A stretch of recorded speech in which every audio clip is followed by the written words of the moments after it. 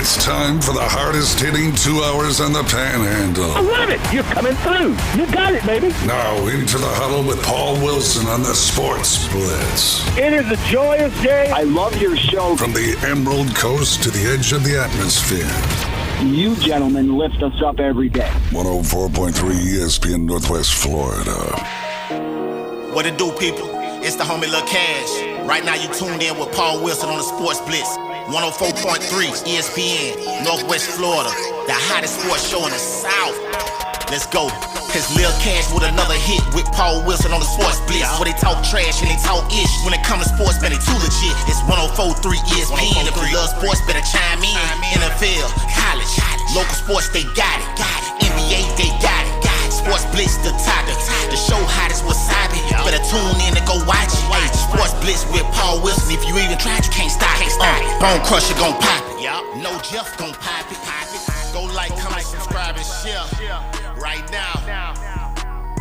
We are live on this Monday. You've reached us right here at 104.3 ESPN Northwest Florida. It's the Sports Blitz with Paul Wilson, and we're so glad that you joined us on this hot, beautiful day in Panama City Beach. You know what time it is. It's the Braves tonight. 6 o'clock is the start time. 6:15 is the first pitch. We're so excited to have everybody here. If you want to be a part of this show, no problem. Call the Tropical Spas and Pools phone line, 850-215-6290. You can call in, text in on that number as well. And you can also check us out on Facebook and YouTube as well. We will respond on those platforms also. As always, on a Monday, Brian Haddad is in the building. Brian, how you doing today? Doing good, man. Doing good. Good to see you. And almost football. It is almost football. And as always, on Monday, we got Jeffro in the building. Jeffrey, how you doing today? Don't ask me any questions today. I'll track you right off of sports. Oh, man. It must be a tough day for Jeffro. As always, on a Monday, Bone Crusher's in the building looking all spiffy with a hat on. What kind of hat is that? This is one of our sponsors we used to have, Bay Breeze Bait and Tackle. There we go. Yeah. All right. They did a fishing show. Fishing show. Hopefully we can get them back. There we go. Come on back. Just so you know as well, I just want to say this. You know, a lot of times we do talk about sponsors. Speaking of sponsors, when we're speaking of them, go visit them. Mm-hmm. They are great people to deal with. Our show, Coach Hale's show, just anybody show here that is, sponsored, go see them, go visit them, tell them you heard from them right here at ESPN Northwest Florida. It's a great opportunity, and one of the things we do way better than everything else is we do other ways of touching people, whether it's YouTube, Facebook, radio. Come on, guys. I'm sorry. We're in a good mood today. We're ready to joke around. Who needs middle school when you got these two guys in here? You're right. You put the ball on the tee, I'm going to hit it.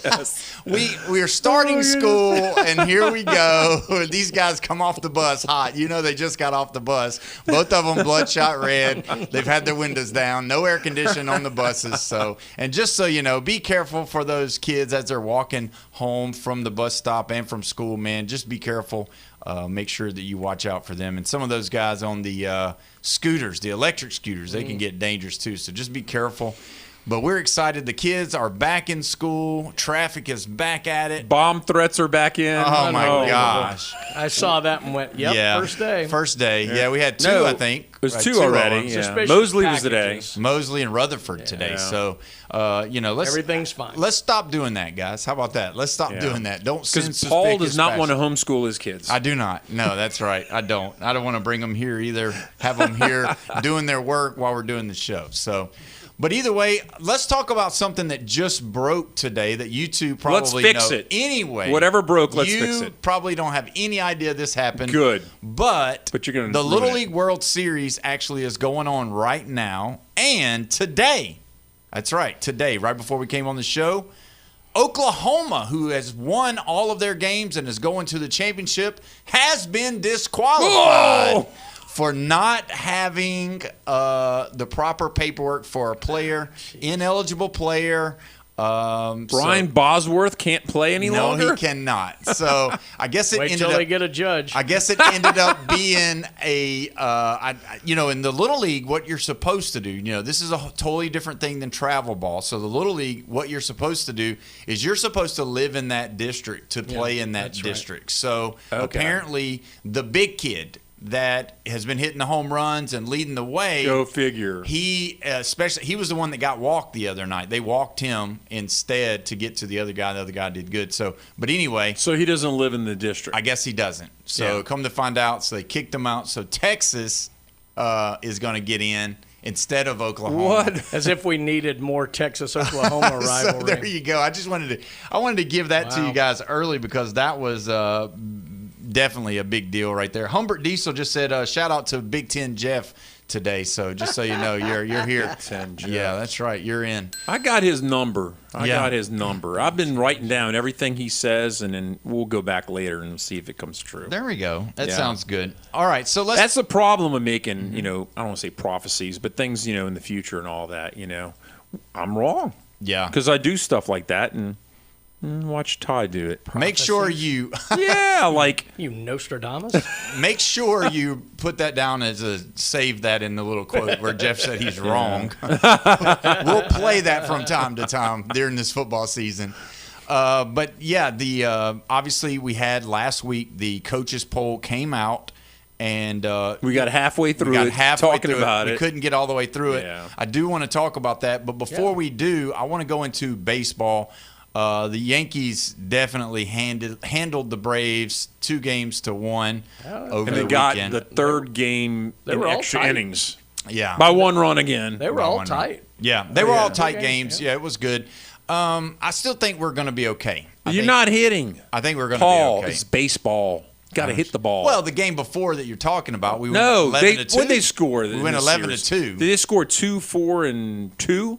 Is that what they did? Something like that. It wasn't good.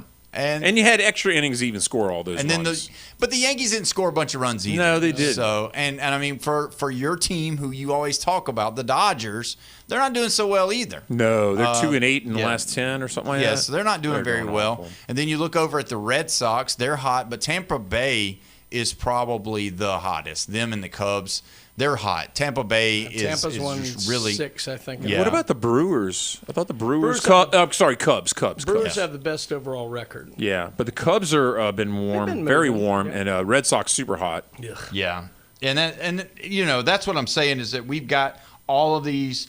Battles going on. It's kind of clear to see that baseball is going to eventually get to the playoffs. Once it gets to the playoffs, that's going to be a really hot topic to talk about. But I do want to go back into the way that the coaches came out. How do you like some of the coaches, Brian, what they believe right now?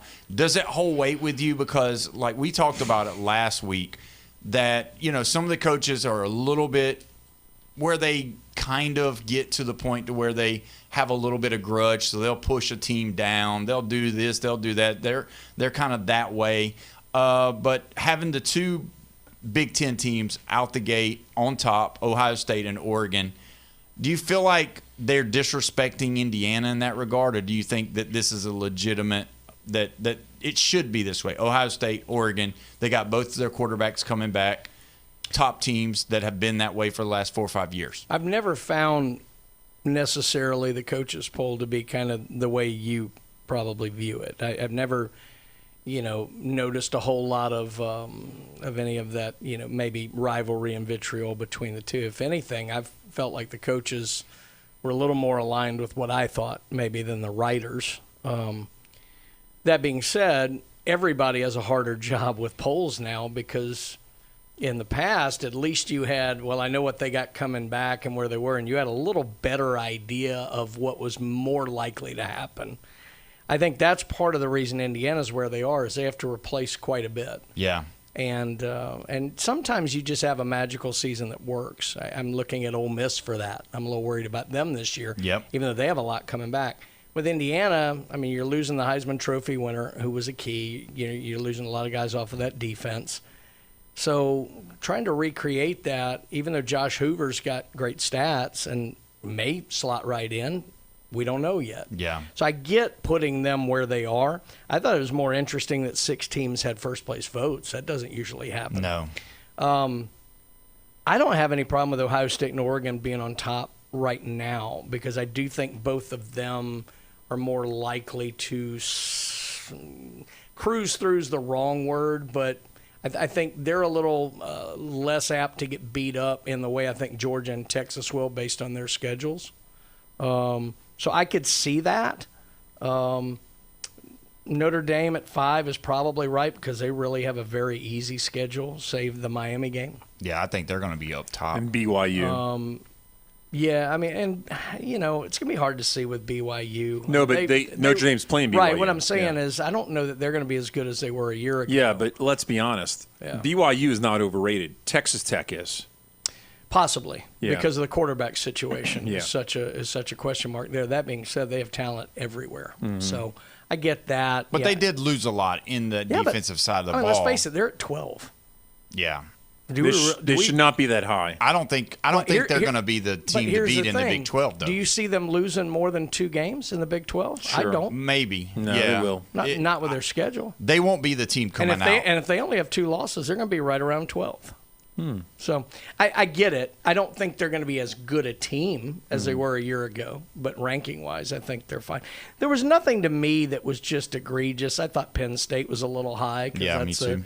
It's a bit of an unknown there. Indiana got 14 first-place votes. It was like the 3rd highest. There are some coaches, to Paul's point about the way coaches maybe do things in another, there are some coaches who have always been of that opinion that if you just were the won, champ, I'm going to start by voting you as the champ again. Yet So, they're behind, like 4 teams that have less. So you have Ohio State at 38, Oregon is at 6, Georgia actually has 7, Texas has 2, Notre Dame has 5, and Indiana has 14. Yeah, that's a big difference. I know. That shows you how polar people are. Yeah. I'm actually You're either number 1 or number 10 when you're voting for based Indiana. on the way Yeah. these are spread, and based on the fact that I don't think their schedule is going to prevent them from making a run through, and Mensa was a big pickup.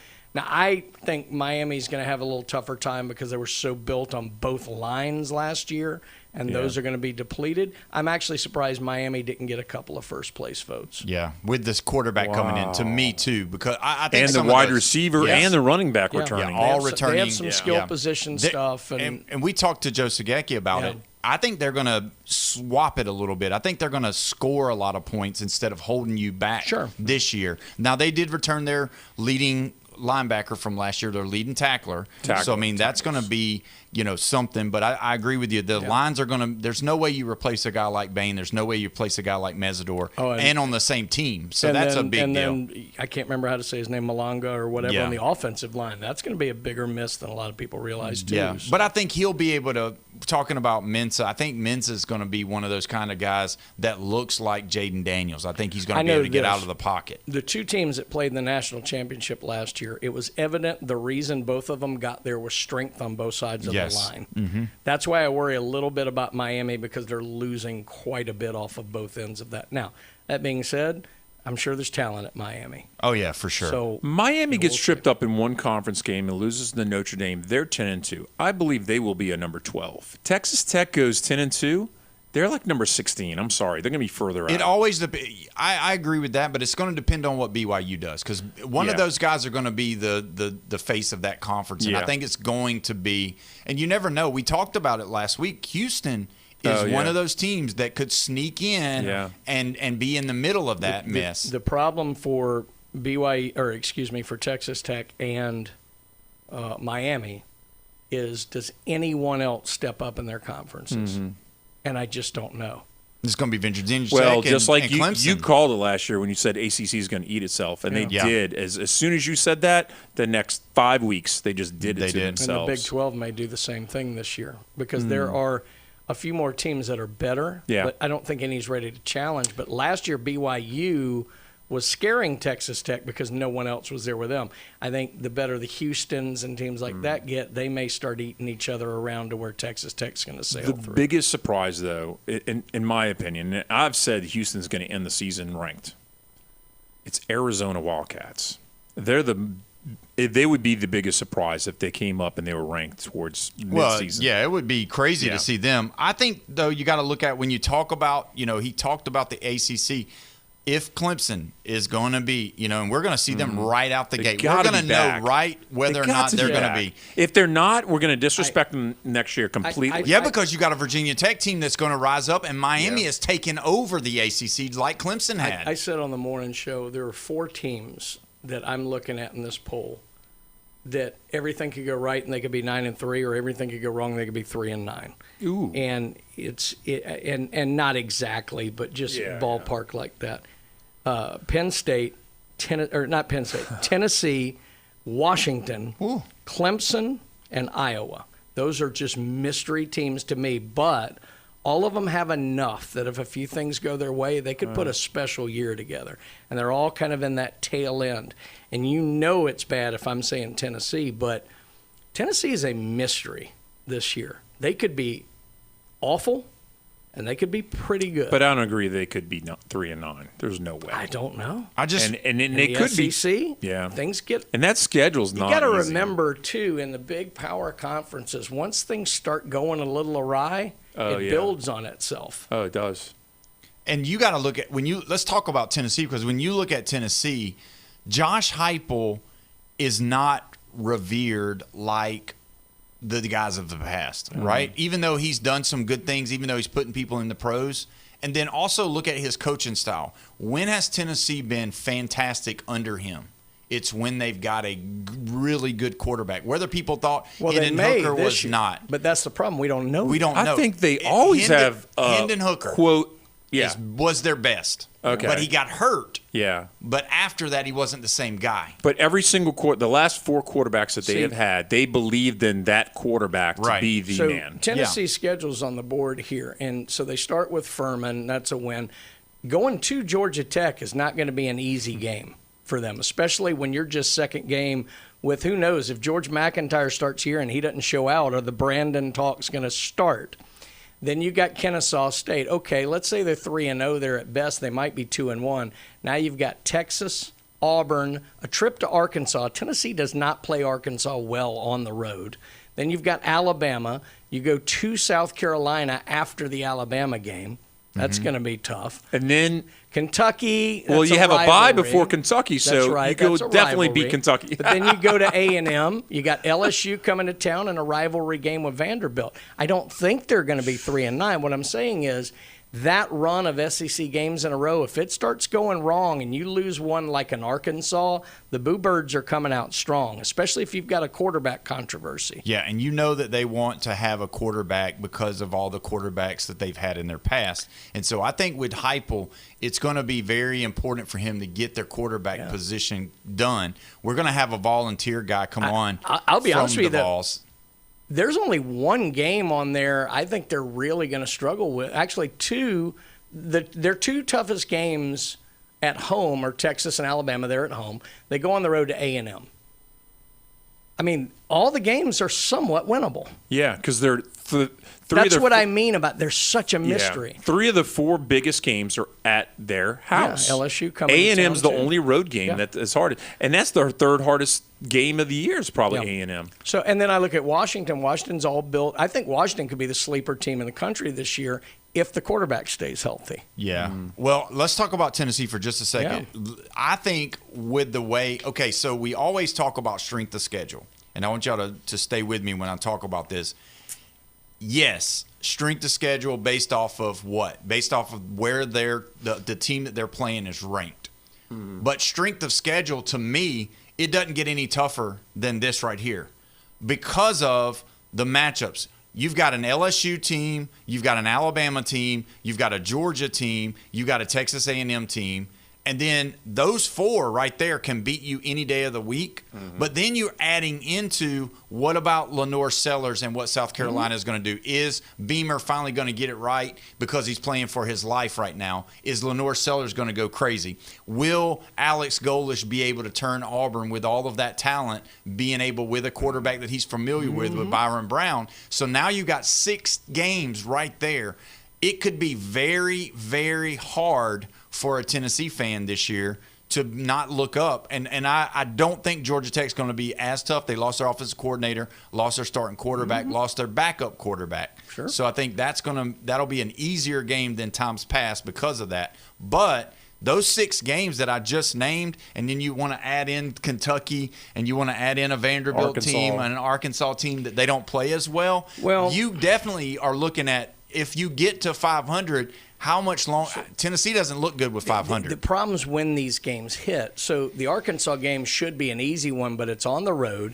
It's after a tough game with Auburn, and you're looking ahead to the rivalry with Alabama. Correct. Trap game. Correct. Yeah. The South Carolina game shouldn't be that big a deal, but it's on the road, and it's coming out of the Alabama game, which is going to be physical enough, but it's 5 SEC games in a row. Right, So- correct. And they haven't had their bye until after that. That's right. Yes. So where some of the, quote, easier games for Tennessee land are not in easy spots. Right. That's what I'm saying. This could get away from a team like Tennessee.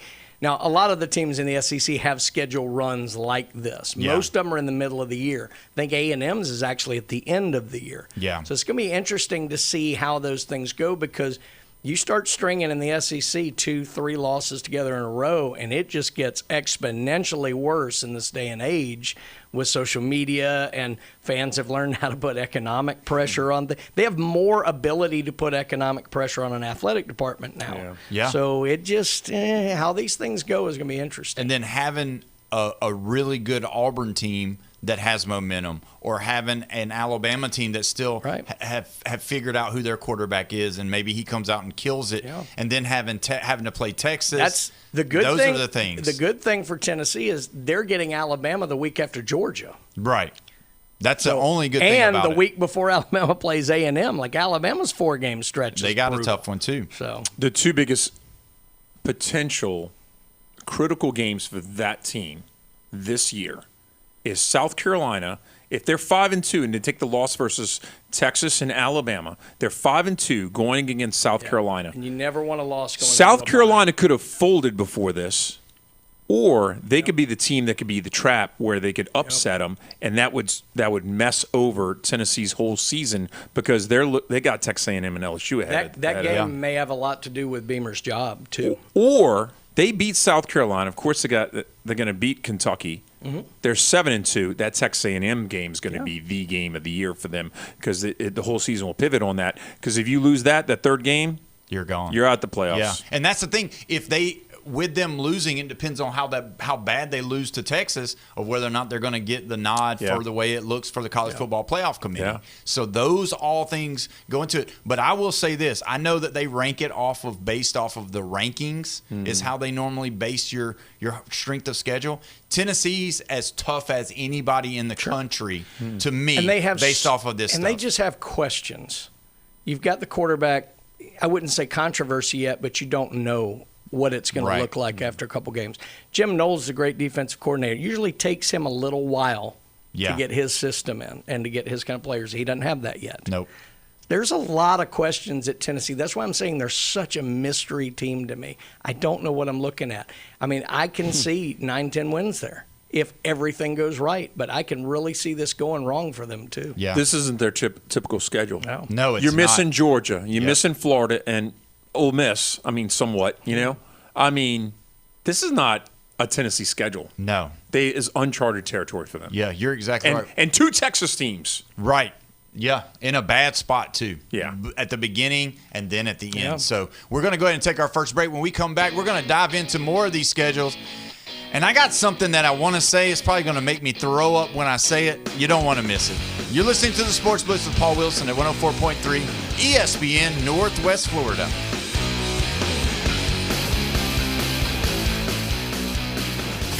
ESPN Northwest Florida. It's the Coach James Hale Show. Can I real quick just congratulate you on something? Yeah, go That's ahead. why I came in. Yeah, I heard you have your procedure coming up. And I just want to say it's a tough thing because not everyone is comfortable in their own skin. And I know you have felt maybe like you're another person for a very long time. WNBA coming. And I just want to congratulate you on taking that first step, getting the transition done, and applying for a scholarship to volleyball at the University of Alabama. Your dream is coming true, sir. I felt this way for so many years, and I feel like I am free now. Yeah. I did see you actually working out the other day instead of just sitting on the machine. He always wanted to play. He always wanted to play at Alabama. I was over there with all the women. Thank you, Brian. Oh, you're welcome. I wanted to come do that. I hope my grandkids are listening right now. Thank you, sir. Weekday mornings 7 to 9. ESPN Northwest Florida. Good afternoon. This is Anna with your weather forecast from ESPN Northwest Florida on this Monday. Mostly sunny the remainder of the day with a wind at 10 miles per hour coming out of the south-southwest and 89. Tonight look for very little wind and partly cloudy skies with a temperature near 81. Tomorrow, a high around 90 and mostly sunshine. Wednesday, hot with a high of 89 and sunshine. This weather forecast is brought to you by Earthworks of Northwest Florida.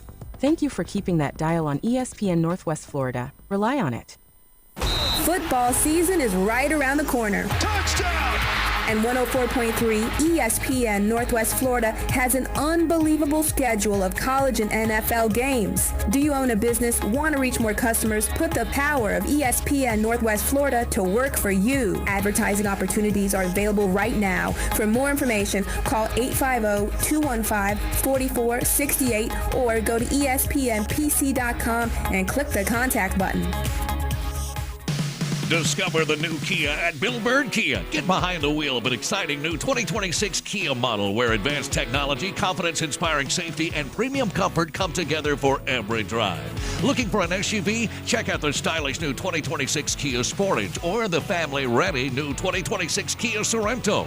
And if you need more room, the innovative new 2026 Kia Carnival MPV delivers SUV-inspired design with plenty of room for all of your adventures. Bringing style and performance together, experience the bold new 2026 Kia K4 and new 26 Kia K5. Bill Bird Kia is the home of the original 20-year, 200,000-mile warranty, giving you peace of mind that you can trust. Visit Bill Bird Kia at 2435 East 15th Street in Panama City or online anytime at BillBirdKiaPanamaCity.com. Bill Bird Kia, your local community dealer, where we treat you like family. The 20-year, 200,000-mile warranty is a Bill Bird Kia warranty. See dealer for complete details. The Atlanta Braves are built for October, and every single night between now and then is another step toward that goal. 3-2 to Drake. And he swings and hits a missile to deep right field to the chop house and out of here. Tonight, the Braves open up a big home series at Truist Park as the New York Mets come to Atlanta for a crucial NL East division showdown. Coverage coming up at 6, first pitch 6:15 on your home for the Atlanta Braves. ESPN Northwest Florida. The Sports Blitz. Woo! Welcome home, baby. 104.3 ESPN Northwest Florida. We are back live and local right here at 104.3 ESPN Northwest Florida, your spot for the Atlanta Braves. Don't forget, the Braves tonight, 6 o'clock is the coverage time, 6:15 is the first pitch. The Braves on the Gulf Coast are sponsored by Hewitt Tire and Auto, Brock Pest Control, Bill Bird Kia, PCB Hobby, Cito, and Blue Diamond Trunk Accessories right here at 104.3. Don't forget, if you want to be a part of this show, you can call in, you can text in on the Tropical Spas and Pools phone line. 850-215-6290 is the way you do that. You can also message us on Facebook. I want to say some things about what's going on Facebook, and Wesley Green said, "Go Dogs." We haven't even said anything about the Dogs. Well, I mentioned that Tennessee doesn't have Georgia on their schedule. Yeah, so go Dogs. No, well, I'll say go Dogs too, but I'm probably meaning a different dog. A different dog, yeah. Wesley, the undefeated Mississippi State Bulldogs, and I will say that until we lose, probably week 1. Y'all play week 1. I don't know, but you didn't even know. We usually lose. Let's see. It says here that Jeff is right. What? Even Miami's schedule. This Brian guy, he is an FSU fan. He feels like it. What? He's got to be. That's what it said about it. And then, let's see. The SEC hasn't touched the Natty in years. And Miami, Christopher Multiconte, Miami is like 7-0 in their last 7 versus SEC. I'm not trying to hear all that. So there you go. I think Miami's going to make a deep run. I'm just a little – I don't – it's going to be hard to replace those pieces. That being said, they probably will. Yeah. I think they'll do it. I think they'll be different, though. It's not going to be the team that they had last year. I think they're going to be a 30-plus scoring team. I think they're going to have to outscore people, kind of like what Ole Miss did last year. Ole Miss would just go back and forth with you and just wait until you made a mistake, maybe throw a pick or something, but keep going to the end zone. I think that's what's going to happen. Now, the one thing that I want to talk about this year that I'm already going to say, I'm just already going to say it. No doubt, and this is not going to shock everybody, but to hear me say it, Notre Dame is going to be in the top 3 at the end of the season. Oh. They're going to be. Why are Their you making us upset? schedule is so bad. I mean, it is the worst schedule. It's the easiest schedule. Notre Dame is not going to have any trouble. And look, let me just say this. I get it. You like Fitzgerald going to Michigan State. I get it. I don't like him at Michigan State. I think he is a great football coach. I know you think he's a great football coach, but he's going to get blasted by Notre Dame. Well, yeah. The only team that's going to come close or that's going to give Notre Dame the fit is going to be the Miami game and then maybe the BYU game. Outside of that, if you look across the board, there's not one team that's even going to come close. I will be jumping around if Wisconsin beats them. There's no way. I'll bet you $100. I'll be jumping around, though. I'll be having some fun. You know, the funny thing is they always kind of blow one at home early in the season. It seems like that they should win. If they played the SMU game earlier in the year, I'd say watch out for that one. At the end of the year, I don't see SMU causing them that much problem, although SMU should be a little bit better than people realize this year. Yeah, it's not just that it's a fairly easy schedule. It's the way it lines up is beautiful for them, too. And that's what I'm saying. When they first come out with it, that'll be the 2, 4, 6, 7. That'll be week 9. They're going to be coming out with the Miami game. So they'll already have a college football playoff committee, and they're going to have them in the top 5. And it wouldn't surprise me if they're 3, especially, say, if Ohio State has lost to Texas or taken a loss, or if Oregon maybe slipped up against somebody that they played in those first 8 games. Either way, you're going to still have an undefeated 1, 2, and probably 3. And Notre Dame is going to be one of those. So, and Miami could be too. That Miami-Notre Dame game could be an undefeated team going into I was going to say, they're both not going to be undefeated going into the playoffs because they're going to play each other. But I don't think Notre Dame's running the table. I think they'll have 1 loss. If they do, you could see it being Miami, maybe BYU, depending on what they got. But everybody else is a 1-loss Notre Dame is easily in the playoffs. Yeah, and they've got the thing set up to where if they're ranked in the top 12, they're getting in regardless. But I'm saying they're going to be first week bye of the playoffs. They're going to be top of the line because, don't forget. Do y'all think that it's going to weigh on the college football playoff committee? Now, there's some new members in there now this year, but is it going to weigh on them, number one, how that Notre Dame did their little deal where they did it at the end of the year last year? Do you think that's going to make them push them up and make sure they get, their first week bye? Do you think there's going to be No, it could be the opposite. It'd be just like voting for Indiana. You either 1 or 10. That's what they're going to do to Notre Dame. Somebody's going to have them up high, and then a lot of people are going to have them down low, and it's just going to be an average to where they're going to be 13th again. Because if you think about that Miami team was so good last year, and they barely beat Notre Dame, right? Yeah, well, but again, by 1. Yeah. By 1. And then, or 2, whatever and it was. then now where it's going to be, if it happens again, it's not going to drop both of them way down. What hurt Miami was the kind of abysmal part of their run last year was right before the votes started happening. Yeah. And so they really started behind the 8 ball with the voters. And nobody respected the teams that they lost to. No, they did right. not. Whereas, it just, like I said, timing has a lot to do with this.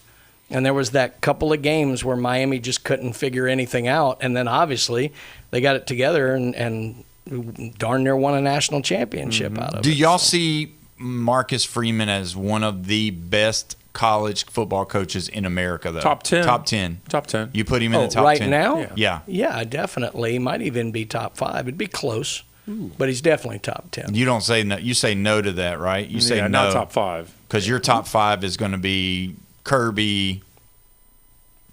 I mean, I hate to say Kirk Cignetti's in the top Yeah, 5. he is. But, Probably is. what he's done in 2 years there, and he was at James Madison before, I mean, All right, but- I'm going to have to probably All right. put him in the top All right, 5. all right, yeah, I was going to say, I mean, you take those two.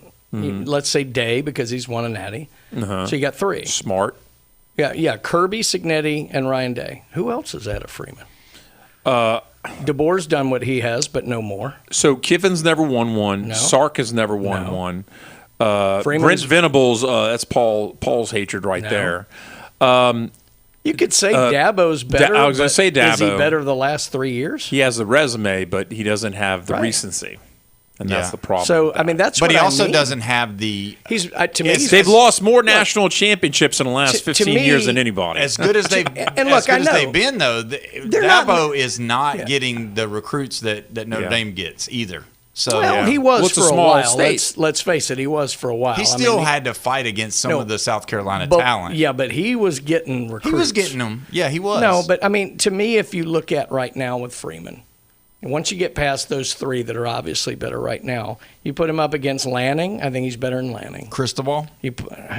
Cristobal's tough. Cristobal has done what you're. I mean, you can't go back from what he used to do. The funny thing with Cristobal, if you take the last 3 years with him, there were always, like even Miami fans would say, Cristobal would lose a game on his own every There's year. games that he's lost. Yes. So I think they're similar. I think it's similar maybe with DeBoer. And I know a lot of people don't like DeBoer. DeBoer's played for a national championship and made a playoff, won a road game. I mean, they didn't finish great last year with Indiana, but hardly anybody did. He's done more than Kiffin's done. He's done more than Sarkisian's done. Well, you want to talk about a person who's done stuff in the Now, he hasn't done it in the SEC or the Big Ten. There's an argument there. done something in the 14 playoff. It's Lincoln Riley. Yeah, but Freeman, their little 1 year play. But Riley's never made the big schedule. game. Huh? Riley's never made the championship game, though. Yeah. Yeah, He he kept kept making losing the to playoff. Georgia. Kept losing or to Alabama. Yeah. Or LSU that 1 year. That's right. Yeah. So, I mean, I just think maybe if you look at it, I would have him outside of my top 10. I would, or out of my top 5. It'd be close. Freeman. I think Freeman. Yeah. I still would give Yeah. Dabo because, yes, he gets the talent, but he has had some 3 to 4 stars that he brought up and they've played on a higher level. I mean, they have. So, and then being able to pull some of those stars to Clemson. The hardest argument is, would Marcus Freeman have the record he had if he were coaching an SEC school or a Big Ten school? Maybe, maybe not. We'll never know. I'd say I don't not. know. Maybe. Yeah. And then Dan Mullen. I thought you were going to say Brian. Dan Lannon, but never mind. No. I think, I'll be honest with you, I think Lanning's a little overrated, and not because I don't think he's a good coach. I think people have overvalued him unfairly. So Oregon to coaches him. is like that, like Chip Kelly? Well, they've tied him to Kirby Smart is what it is. Oh, he come from Georgia. You know, that was the first thing they said about Cignetti. He come from Saban. I think he's done an excellent job. I think people have elevated him a little bit higher than he's been. So I think there's a little of that with Elko too. And I think both of them did a little better than most people thought right out of the gate. And I think that's what's happening with them. I'm just not sure they're that great yet. But we'll see. Only 3 teams that won 11 games in a row last year, and A&M was one of them. Yeah, I got it. Yeah. I mean, they bowed out pretty quick, though. Yeah. I mean, that is true. But are these guys longevity? That's what we're looking at. And are they going to be here for the long time? Because Elko could maybe never get back to the playoffs. We'll see. After this year? Oh, yeah, they got to. They got the money. Texas A&M has the money. A&M, I don't know, man. A&M, I'm telling you. If all they got to do, I don't know what their schedule is. All they got to do is beat all they gotta Texas do is and beat Oklahoma Texas every year. And then Oklahoma. And a couple of LSU. Their difficulty is toward the end of the year. They do go to Tuscaloosa in the middle of the year, but they have a rough stretch toward the end of the year. A&M's got the talent. They're having to replace a decent bit, but they've recruited well. It's just, do you get that formula right? The nice thing for A&M, the reason I think a lot of people are high on them, is they have a returning quarterback. The SEC this year has a lot of good returning quarterbacks. And last year it was such a mystery because most of them weren't. Yeah. Like even Arch, even though we knew him, hadn't been starting. Now you have Arch Manning back, you have Gunnar Stockton back, you have Lenore Sellers back, you have Marcel Reed back. You have a lot of big-time returning quarterbacks in the SEC, and I think that's why a lot of people are looking forward to what this is going to be and how it's going to play out. Yeah, and I think that's really Trinidad Chambliss. I didn't even mention he's probably the best of all of them. That's how it's going to be whenever you have to look at how you're going to rank these guys is based on that because since Sunshine there hasn't been a freshman quarterback. Since Sunshine, there hasn't been a first-year starter. Even Mendoza started at Cal. You know what I mean? So you don't have first-year starters that normally win national championships. You just don't. And so that's how it's all set it up. I mean, Carson Beck, even though he was not a first-year starter, he was a first-year starter for Miami, but that's how I rank all of my people. So C.J. Carr, you know what I mean? Is he going to be able to do this? Is Sam Levitt going to be able to do this? But then you got to look at these other guys. So when we come back, we are going to dive into all of the quarterback battles for the SEC that we just were talking about. You're listening to the Sports Blitz with Paul Wilson right here at 104.3 ESPN Northwest Florida. I like it. ESPN Northwest Florida. The Dan Patrick Show. Tarek Skubal made his debut as a Dodger at Wrigley. Wasn't a bad outing, took the loss. The bigger issue here is the Dodgers have been losing a little more frequently than you've come to expect there. And even if you rent Tarek Skubal for 2 months, he's still going to pitch well for you. It's the Dan Patrick Show, weekday mornings from 9 till 11. ESPN Northwest Florida. Canes fans, the 2026 Miami Hurricanes football season will be here before you know it, and there's no better place to experience it than inside Hard Rock Stadium. Feel the energy of the crowd, the excitement of game day, and the moments you can't fully experience from your couch. Season tickets are the best way to make sure you don't miss a snap, a score, or a signature Canes moment all season long. Lock in your seats today at MiamiHurricanes.com/football. That's MiamiHurricanes.com/football. You've been low-key thinking about dropping a podcast. Well, now is the time to start, brah. Sports, politics, finance, science, health, real estate, music, interviews, surfing, conspiracy theories, or alien abductions. Ready to main character your own content? We can make it happen with Turnkey Podcast Productions from 104.3 ESPN Northwest Florida. Our local, modern, state-of-the-art multimedia recording studio is now available for booking, starting at just $100 an episode. Take your fandom to the next level. For more information, text the keyword studio to 850-215-6290. Text studio to 850-215-6290. Text studio 215-6290 or jam over to ESPNPC.com. Bruh. The Atlanta Braves are built for October, and every single night between now and then is another step toward that goal. 3-2 to Drake. And he swings and hits a missile to deep right field to the chop house and out of here. Tonight, the Braves open up a big home series at Truist Park as the New York Mets come to Atlanta for a crucial NL East Division showdown. Coverage coming up at 6, first pitch 6:15 on your home for the Atlanta Braves. ESPN Northwest Florida. The Sports Blitz on 104.3 ESPN Northwest Florida, where the listeners call the plays. That's a big factor in what Florida State's going to do for the future of this program. 104.3 ESPN Northwest Florida. Welcome back. You're listening to the Sports Blitz with Paul Wilson right here at 104.3 ESPN Northwest Florida, your spot for the Atlanta Braves. Don't forget the Braves tonight. 6 o'clock is the coverage time. 6:15 is the first pitch. If you want to be on this show, all you got to do is call in on the Tropical Spas and Pools phone line. 850-215-6290 is the way you do that. You can also check us out on our Facebook page. There's a lot of stuff talking going right now as well. I want to read one of those comments. Christopher Multiconti said that Bama is going to look rough. Sorry, Paul. 8-4, 7-5 season coming up. Could be. Wowzers. Could be 10-2. Could be. It's another one of this year is so full of mysteries. It's a lot of mysteries. And I want to talk about that a little bit. We've got enough time to talk about it. When you look at what is going on in the SEC, you alluded to it earlier with Tennessee. That's a job that has not been solidified. Everybody in Northwest Florida wants to know, is it Philo or is it Jones at Florida? Everybody in Tuscaloosa, is it going to be Russell or is it going to be Mack? All of those guys are wondering. And then you've got what is happening in, will Arch Manning run the ball so much so that is he going to have an injury? Is the backup that they're letting get a lot of snaps with the first team?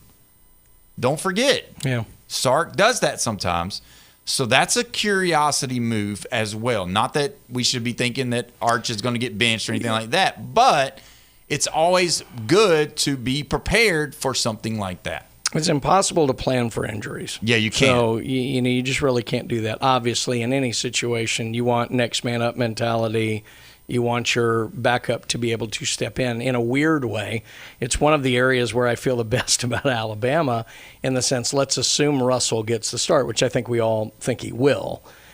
Austin Mack, I think, is an excellent number 2. Yeah. And he has experience at it. He's done it. He knows that system because he's been with it not just at Alabama but also at Washington. So as far as confidence in your backup, I'd put Alabama up toward the top. The problem is I don't have as much confidence in the starter because he hasn't played. Yeah. So, that's neither here nor there. But, yes, you want to make sure that you have someone ready to come in and at least not go backwards. They may not necessarily add anything new to the plate, but they can maintain some level of what you do, at least in the most basic sense. Yeah. Keelan Russell, they had a fan day the other day.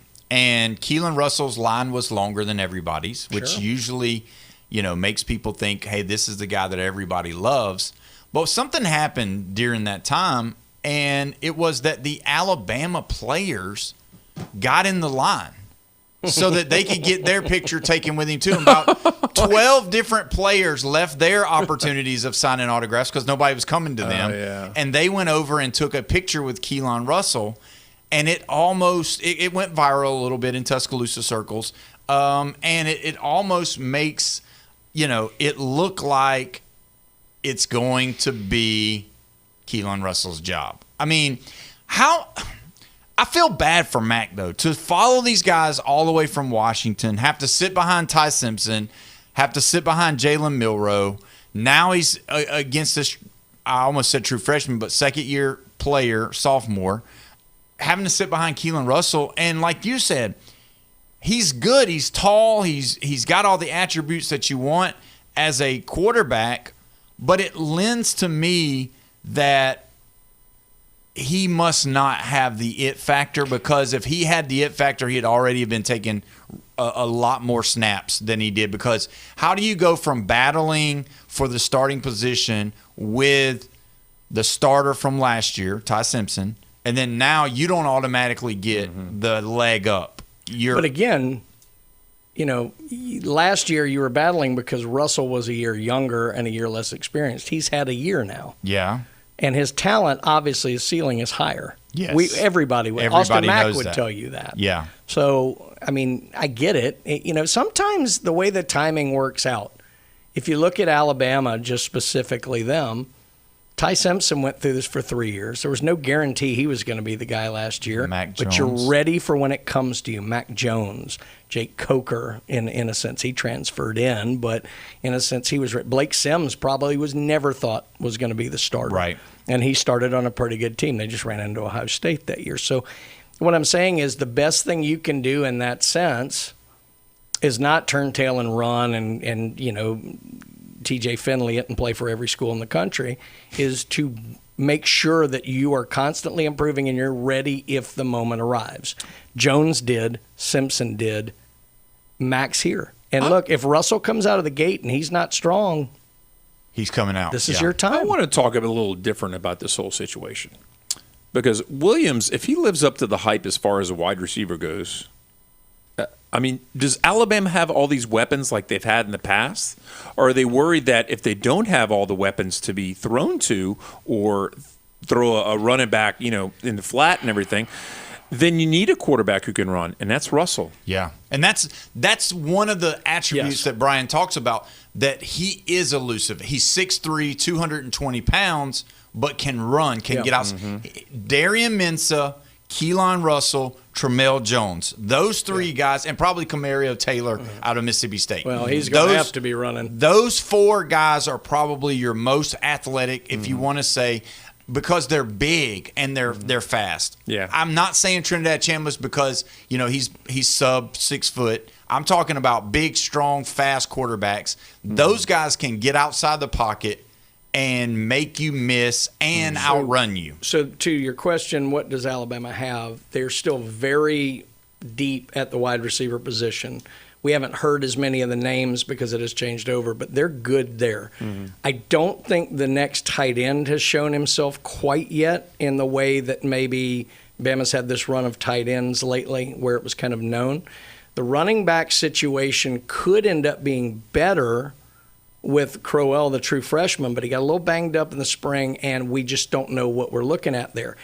Everything comes down to the offensive line for Alabama, though, is can they block better in pass coverage, and can they do some level of run blocking? Because they didn't do either very well last year. You can't average a foot against That's right. Georgia. So Alabama is just a mystery in that. He's got weapons to throw it to, but how they develop a tight end and how they develop their running game is going to have a lot to do with what those receivers can do in terms of exploiting a defense. You say weapons. I want studs. Yeah, but this is the SEC. If you can't run the football, I don't care if you've got Jeremiah Smith on one side and Jamar Chase on the other. Yeah. If you can't run the ball, then we know what you're doing. Mm-hmm. It has gotten to the point to where if we can put you in passing situations every single play, and we don't have to blitz anybody, we don't have to do anything we want to. We can control your front line of scrimmage with our defensive line. That's exactly what happened with Alabama. Ty was a little afraid to run toward the end of last year, and I think it hurt Alabama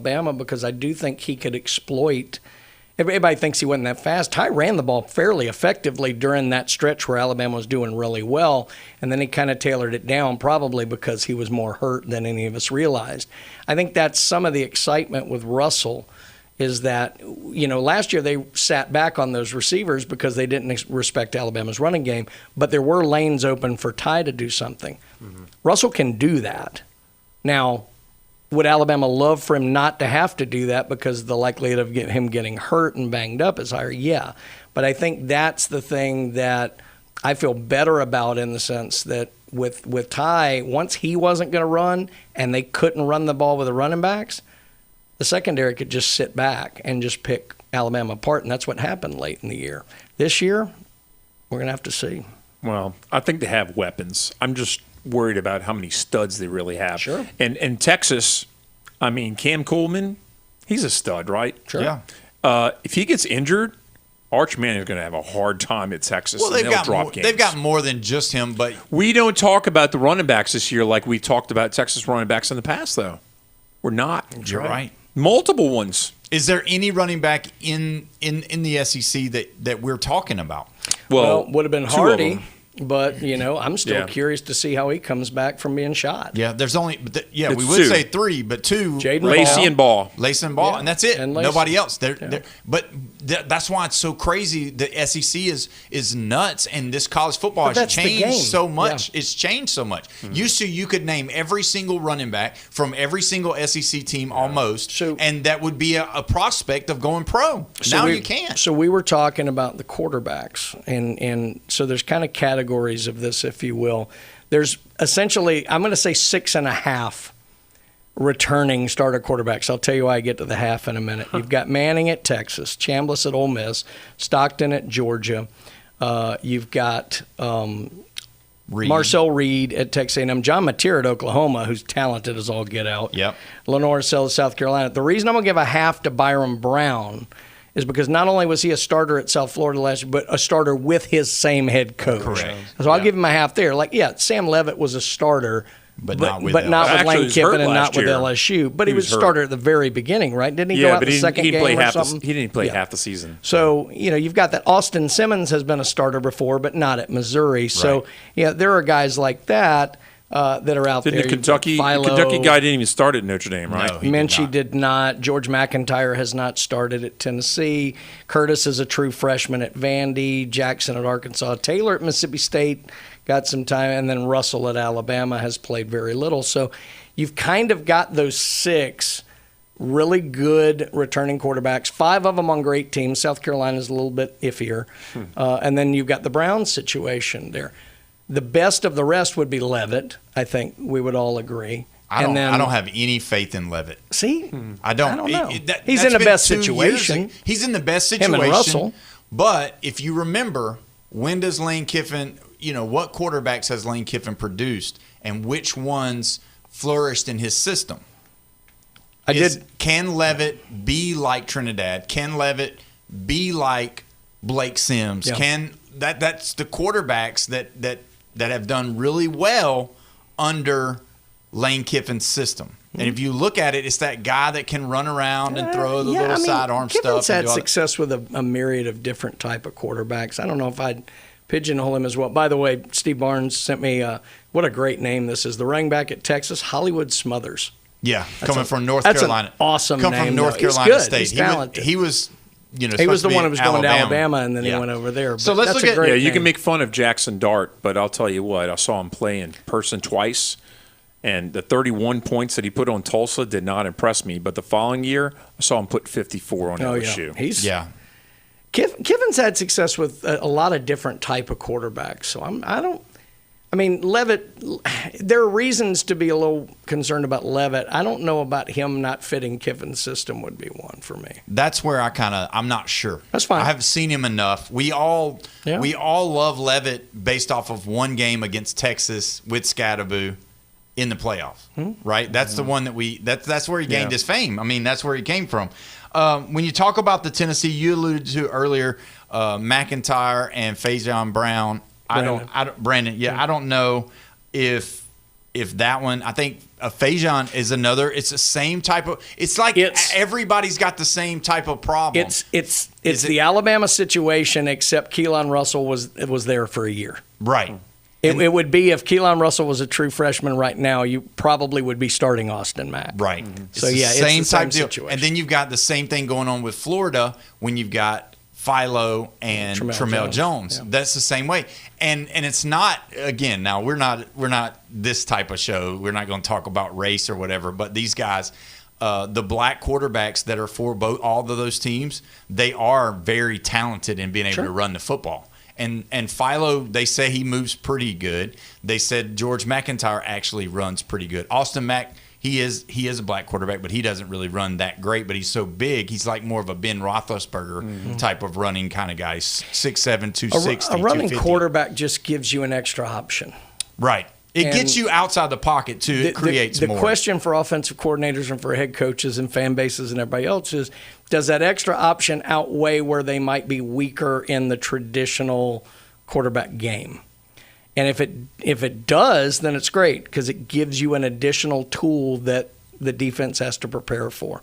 But if you give up so much in the standard quarterback game just to have that running option, you might be better with the better standard quarterback. That's the chess game you got to figure out. And then you think everybody runs some type of RPO in their playbook, and if the dive don't work, I don't have to worry about you. Yeah. I can key in my linebackers and my defensive end on the quarterback because my defensive tackles are going to blow up the center, going to blow up the guards, and we're not going to have to worry about the RPO because I don't care if you hand it off to your dive guy, and that'll be fine. I'll take him and just blow it up. Who's the Mississippi State quarterback? Mario Taylor. Okay. Could he be – is his ceiling like maybe sixth best in SEC? His ceiling, ultimate ceiling. I'm not sure he's got to have the drives last. That's the thing. You got to keep the ball moving. I don't know because when I hear them talking about him, he was at the Manning passing camp. He was at some of the other things that they were doing. Talented. They said he has got all of the tools. Top 8 would be top half. 8th, that may be his ceiling. We will see. When we get back, we will dive into some other stuff. Don't forget, we got the PCB Hobby 20 minutes coming up as well. You're listening to the Sports Blitz with Paul Wilson right here at 104.3 ESPN, Northwest Florida.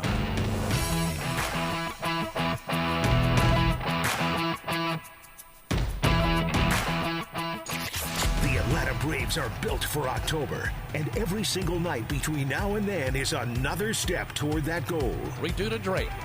And he swings and hits a missile to deep right field to the chop house and out of here. Tonight, the Braves open up a big home series at Truist Park as the New York Mets come to Atlanta for a crucial NL East Division showdown. Coverage coming up at 6, first pitch 6:15 on your home for the Atlanta Braves. ESPN, Northwest Florida. Good evening, this is Joanna on ESPN Northwest Florida with your weather forecast on this Monday. Mostly clear tonight with a light breeze at 5 miles per hour coming out of the southwest and temps near 81. Tomorrow morning we will have mostly sunshine and a wind speed of 2 miles per hour and be very warm at 89. Mostly sunny in the afternoon and evening and a high 90. Sunshine Wednesday with a temp of 90. This forecast is brought to you by Earthworks of Northwest Florida. Thank you for keeping that dial on ESPN Northwest Florida. Rely on it. Looking for a new way to explore Bay County? Or maybe your trusty bike needs a tune-up? Head to Steve's Bike Shop. They've got a huge selection of new and used bicycles, plus the latest electric bikes to get you where you need to go fast. And if your bike is acting up, their expert technicians repair all makes and models, even electric bikes. Serving Bay County for 46 years. Steve's Bike Shop, 1924 West 23rd Street, right across from Sam's. Steve's Bike Shop. Your ride starts here. PCB Hobby, the beach's premier hobby store for sports cards, comics, coins, and trading card games. PCB Hobby carries the largest selection of boxes and packs from the latest releases of brands like Topps, Panini, Leaf, and more. Looking for a specific player or team? PCB Hobby has a wide assortment of raw and created cards. They carry parallel rookie, game used, and autographed cards in both modern and vintage. Have a collection you want to sell? We buy, sell, and trade. PCB Hobby on Back Beach Road, just east of Florida Linen. Call 850-320-8388. WGSX Lynn Haven, WVLQ Port St. Joe, ESPN Northwest Florida. Back to the gap at the wall. Out of here. 104.3 ESPN Northwest Florida gets results. Here's Brandon Strickland from Recommended Collision Center, Jinx Avenue in Panama City. At Recommended Collision Center, we're all about taking care of our community, and advertising on 104.3 ESPN Northwest Florida has helped us do just that. Social media ads were getting stale, but the Sports Blitz with Paul Wilson gave us a fresh way to reach local customers. We've seen more vehicles coming in for estimates, more phone calls, and more people recognizing our name. It's been a great partnership for our business, pairing up with 104.3 ESPN Northwest Florida. To see how 104.3 ESPN Northwest Florida can help grow your business, go to ESPNPC.com and click the contact button. Get your message heard and cut through the clutter. Go to ESPNPC.com and click the contact button.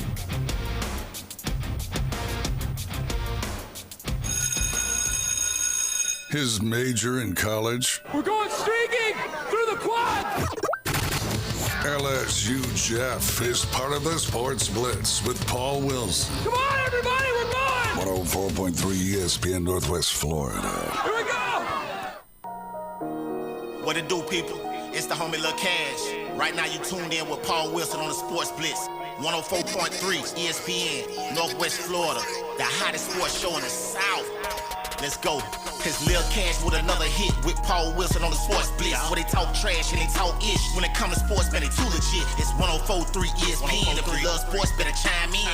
NFL, college, local sports, they got it. NBA, they got it. Sports Blitz, the topic. The show hottest was Sabi. Better tune in and go watch it. Hey, Sports Blitz with Paul Wilson. If you even tried, you can't stop it. Bone Crusher gon' pop it. No Jeff gon' pop it. Go like, comment, subscribe, and share. Right now. It's 5 o'clock and you've locked into 104.3 ESPN Northwest Florida. It's the Sports Blitz with Paul Wilson. We're so glad that you've joined us on this beautiful day in Panama City Beach. Don't forget the Braves tonight. 6 o'clock is the start time. 6:15 is the first pitch. The Braves on the Gulf Coast are sponsored by Hewitt Tire and Auto, Brock Pest Control, Bill Bird Kia, PCB Hobby, Cito, and Blue Diamond Truck Accessories right here in the Panhandle. If you want to be a part of this show, you can be. All you got to do is call in 850-215-6290. The Tropical Spas and Pools phone line is live and active right now. You can go on our Facebook page as well. There's a lot of comments going on. I agree with a lot of them. But we'll see what happens with some of this. We've got to dive into this. No other guys would I like to dive into this topic than you two. So glad is it WNBA that you are here because both of you guys watch it on a regular basis. Last week went so well. So the WNBA has now come out and started talking about this, and they're meeting about it. Well, everybody is on board with it. Enes Kanter coming out, Royce White coming out. Both of those guys actually applying to play for the WNBA, even though both of those guys played in the NBA, had okay careers. I mean, they made some money were good for sure. players. They made some money. Yeah. So I just want to know, I mean, is this the best thing for it? We talked about it a little bit last week. Is this the best thing? Is that they're putting the pressure on the WNBA to legitimately give the rules? I mean, that's what it is. We got to know the rules, right? If you just leave it open, you allowing your coach to wear shirts that talk about the trans community. So tell us what the rules are, because there is a guy in France. Well, he identifies as a woman, but he's a guy in France, 6'2" or 6'3", 260 pounds, had 30 rebounds last week. He himself is trying to get into the WNBA as well. So he's not a known name because he's over in France playing in their professional women's league. Had 30 rebounds the other night. All right, who's going to be who's going on the record first? You guys are digging the grave. You first. guys are the ones. Look, we talked about just the sensibility of all this last week and what has happened in that, because they clearly listen to our show. Yeah, they do. We know. What has happened is, these two guys are not doing this in the sincere hopes that they will play in the WNBA. Right. I know there's some people out there who are confusing this and go, oh, they weren't any good. No, they were actually pretty good players. Yeah, they played good. But what they're trying to do is actually to highlight the absurdity and make the WNBA come out and state what is patently obvious, in that biology is different than sociology. Right. And that's what they're trying to do by this. They're exploiting a loophole that the WNBA opened themselves. Yeah. And they're having to deal with it because away from the microphones, everybody that's involved with the WNBA is like, we cannot allow this to happen. It would be bad for our league. We would be a laughingstock. First of all, we would be outplayed because there is a physical difference here. Yeah. So yeah, they're going to have to come out and address it. And I mean, is it a little gimmicky? Yeah. But again, you opened the door. Yeah. To this happening. So I still like the WNBA. I like it less and less every week, but I do still like it. I like college basketball for women too, but they're going to have to admit to some basic common sense understanding of biology as it relates to athletics. Right. And once they get that done, we can all move on. And what does the W stand for in the WNBA? That's right. World. It's going to be world. You know why? Because it's a co-ed league. And I think y'all are missing the point of this whole thing. Tell us. They're trying to elevate the ability of this league and the play. The play's just going to get better once they let these guys in. We'll bring more dunks to the game. It's going to be a co-ed league, and we're all for integration, right? Yeah. And then you know what's going to end up happening? They're going to get paid more money. Oh, my God. I did not just say that. Yeah. I mean, I believe that I agree with Brian. I think they're just putting it out there to make them totally 100% define what their rules are. You have to have rules. You can't just say, well, we'll just do this case by case. Well, that's not going to work. You can't do it that way. And for those people who think, oh, we'll just call their bluff because they won't really do this. Have you met Enes Kanter? Yeah. Enes Kanter has had hits put out on his life by Erdogan in Turkey. Yes. He is not scared of anything. Yeah. He takes on China. He had a big cross through Nike when he was doing the thing. If you think that guy's going to go away, you're wrong. Now, Royce White, I don't know. Yeah. Kanter will play. Yeah. If they allow him to play to make his point. And I mean, that is his thing. And if he played, he would score 100 points. He would absolutely There's dominate. no way anybody would be able to stop him because he is 6'10". I think he's probably 260, 270 and unstoppable in the WNBA. So, I don't, you know what I mean? I don't see it being a case where this even makes sense. I couldn't, if we were to rewind our lives and put everybody, obviously it'd take longer to rewind for you guys to get back to our 20s. Would you ever thought we would be here right now? No. Not then. The last couple of years, yeah, unfortunately. You could see it coming. Well, we're going to go ahead and go to the phone line. We got Ed on the line. Ed, how are you today, my friend? How's it going, guys? Y'all can hear me, right? Yes, we can. Man, I've been watching y'all, dude. I thought I was watching The View for a minute, man. Blah, blah, blah, blah, blah, blah, blah, blah, blah, blah, blah, blah. My God.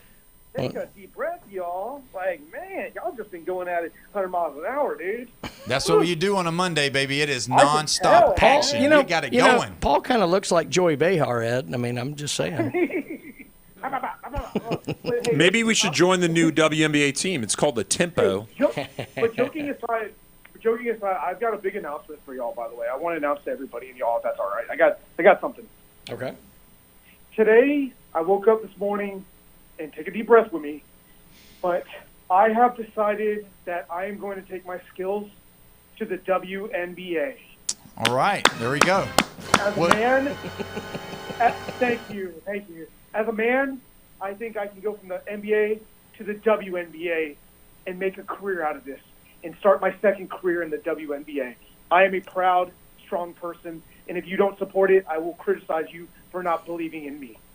All right. Well, I mean, until they figure out what the actual then you actually can send your email, get the form to fill out. You'll be in the draft, and we'll do the under and over of whether or not you're going to get in the draft or not. I think you should play for the Atlanta Dream because he has a dream. Yeah, and he can coin the phrase "min bounds." Let me ask y'all. I know y'all were talking about 20 years ago what this would happen, but with two guys possibly entering, is this going to open the floodgates? Well, it could. I mean, because they have to clearly define. They got to define it. They have exactly what Brian said. They have exactly put them on the timer. I mean, they're you hear the the NFL draft little doom doom doom doom. You hear that. WNBA, you're on the clock. I mean, that's it. Because if they've done this, and these guys have money, so they do have lawyers, they have people that they can actually file lawsuits and do all the things that you can do. And the WNBA, they really do have a serious problem because if they don't handle this the right way, it's going to be even more of a laughingstock than what it is currently. What is the right way then? Make it for women. You have to be a biological woman to play in the WNBA, just like what they've done all this time before. Period. Is this a laughing stock, or are we just at that point where we're just all bored and people are just looking for alternatives? I mean, I don't know. I was making a joke when I was saying what I said, but honestly, dude, like, what gives? I don't know. I'm more confused than they are. Well, and that's the problem, is that nobody knows what they're doing and what they're trying to do, and it's like, everything that comes out to get clicks is not a good idea to agree with it. They're making a statement, and they're trying to make everything equal and everybody equal. So you know what I'm going to do? I'm going to go be a cheerleader for the NFL. Even though I'm too old and I'm a guy, I mean, I don't think you want to see me in one of those cheerleader outfits. I'm just saying. But, if you want to make everything equal, I'm a sensation next week. Oh, my gosh. Well, Ed, thank you so much for the call, man. We appreciate you. Later, y'all. Good luck. Thank you, buddy. I will need some luck. Well, I mean, to be a cheerleader. You can't be, though. Like, so you're right. I can't be a cheerleader. On the serious side of it, this is just one of those things that needs to be handled quickly and out of the way, because exactly what you're saying is you enjoyed it. How many more people have turned it off? I know Caitlin Clark draws. There's a lot of people who've turned it off. There's no doubt of that. I do still watch it. I do still enjoy parts of it.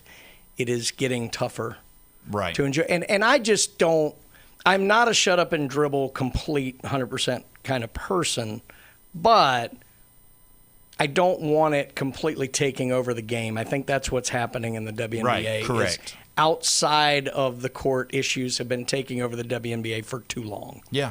And I think that's the problem here. There's no easy way for them to solve this in terms of them being able to get everything that they want, right? Because they honestly do not want men who identify as women in their league. They don't.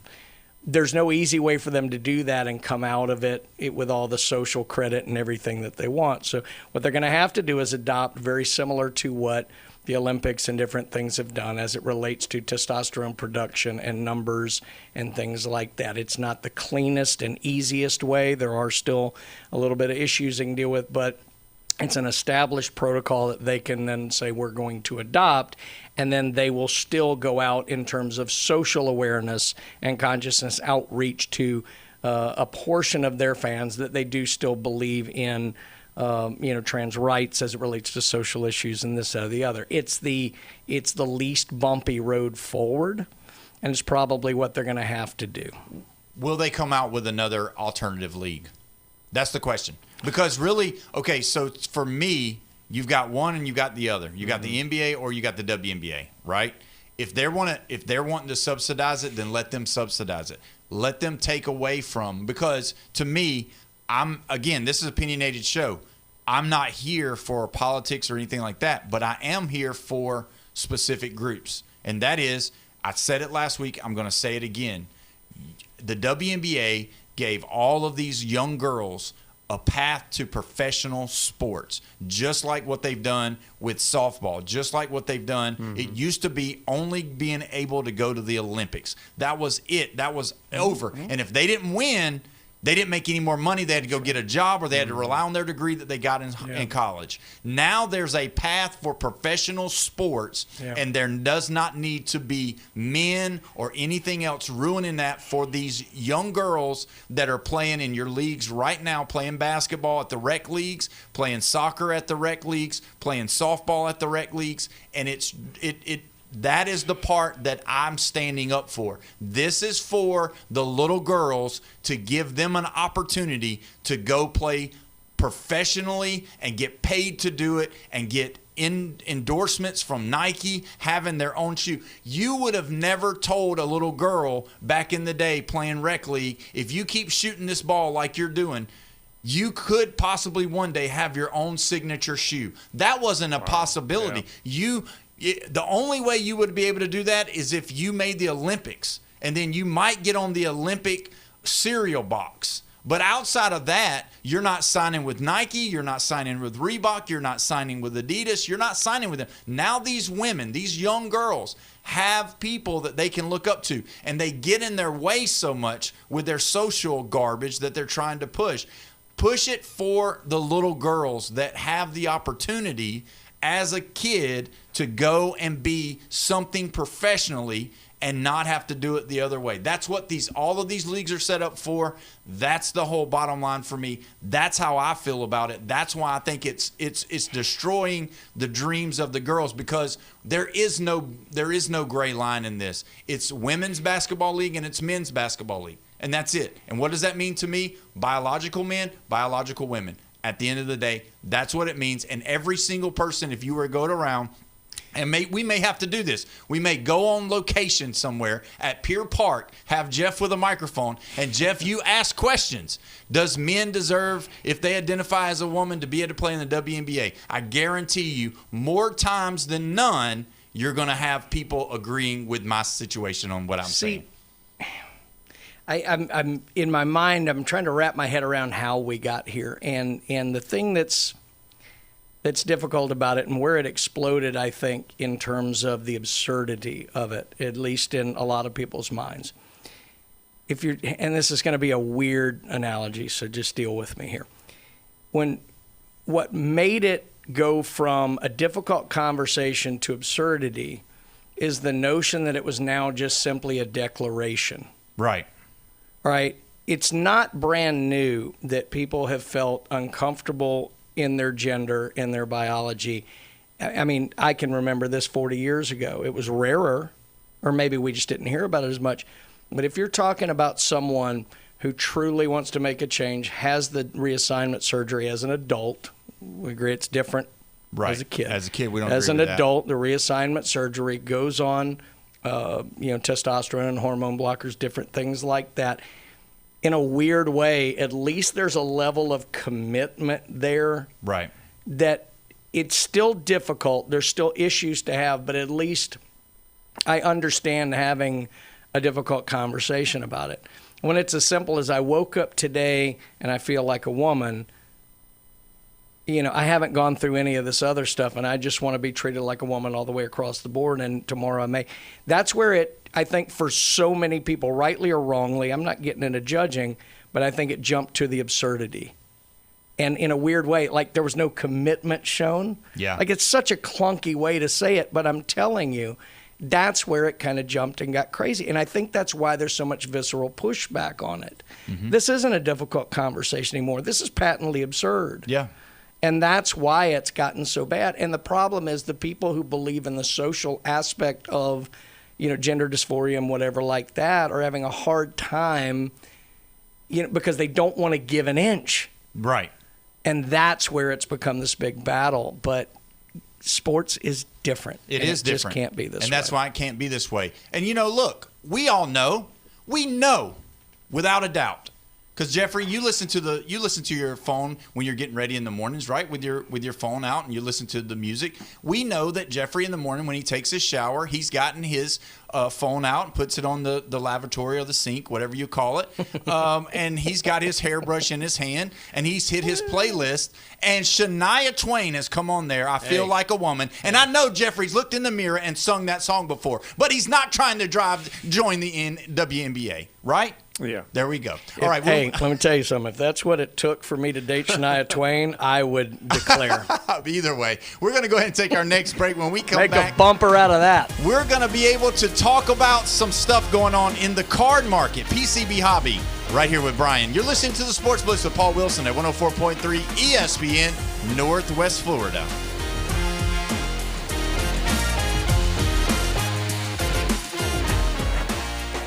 It's here. The 104.3 ESPN Northwest Florida app version 2.0. Now featuring ultra high fidelity. You'll feel like you're in the game. Plus more opportunities to win weekly prizes from local businesses when you click it to win it. Download the 104.3 ESPN Northwest Florida app today at Google Play or the Apple Store. Good evening, this is Joanna on ESPN Northwest Florida with your weather forecast on this Monday. Mostly clear tonight with a light breeze at 5 miles per hour coming out of the southwest and temps near 81. Tomorrow morning we will have mostly sunshine and a wind speed of 2 miles per hour and be very warm at 89. Mostly sunny in the afternoon and evening at a high 90. Sunshine Wednesday with a temp of 90. This forecast is brought to you by Earthworks of Northwest Florida. Thank you for keeping that dial on ESPN Northwest Florida. Rely on it. Hewitt Tire and Auto has been in business in Panama City forever. Locals taking care of locals. From the smallest to the largest vehicles, they do it all. But don't take my word for it. Listen to the experts. Hewitt Tire and Auto, your certified AAA service center and hometown towing. Visit them online at HewittTire.com. On Airport Road in Panama City. 850-769-7323. Hewitt Tire and Auto Center and hometown towing. Your biggest investment is your home. Protect it while also improving its appearance with Earthworks of Northwest Florida. We have sand, mulch, gravel, or lay down decorative stone, all available for pickup and delivery. Discover your dream landscape with Earthworks of Northwest Florida. Imagine the moment you proudly pull up to your home that you've worked so hard for, enhanced by quality mulch, decorative stones, and more. Let's make it happen today. Request a quote online at earthworkspc.com or swing by the office at 2005 Industrial Drive. Love the land you live on. The Atlanta Braves are built for October, and every single night between now and then is another step toward that goal. 3-2 to Drake. He swings and hits a missile to deep right field to the chop house and out of here. Tonight, the Braves open up a big home series at Truist Park as the New York Mets come to Atlanta for a crucial NL East Division showdown. Coverage coming up at 6, first pitch 6:15 on your home for the Atlanta Braves. ESPN Northwest Florida. This is the vehicle for your hobby. Yes, you are trying to get a big hit. Coins, cards, collectibles, and the amazing stories behind them. And now, the PCB Hobby Takeover with Todd. You can really, really get something cool in this. 104.3 ESPN Northwest Florida.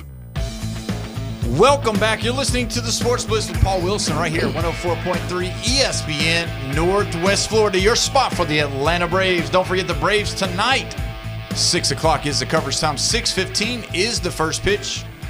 You want to definitely get all of the chops going back so that we can get back into the winning the series. Jeffrey, you called it. You caused us having trouble. No. Yeah, you did. It was you because you're a Yankees fan. You said, hold on. No, don't point your finger at me. You're a Yankees fan. You said, this is what's going to really happen right here. The Braves are going to face a team that's going to be a good team, and they're finally going to lose. Oh, for God's That's sakes. exactly what you said. You said it. Can we agree that Chris Sale needs to actually throw one pitch before he gets ejected from a game from now on? I guess. That's awesome to get ejected before the game starts. But What happened? good for him. Well, he was still arguing the balk from the the day before. Oh, my. Yeah. Oh, yeah, he got kicked. I mean, it had no impact, Yeah, obviously, he wasn't but playing, so. it was funny.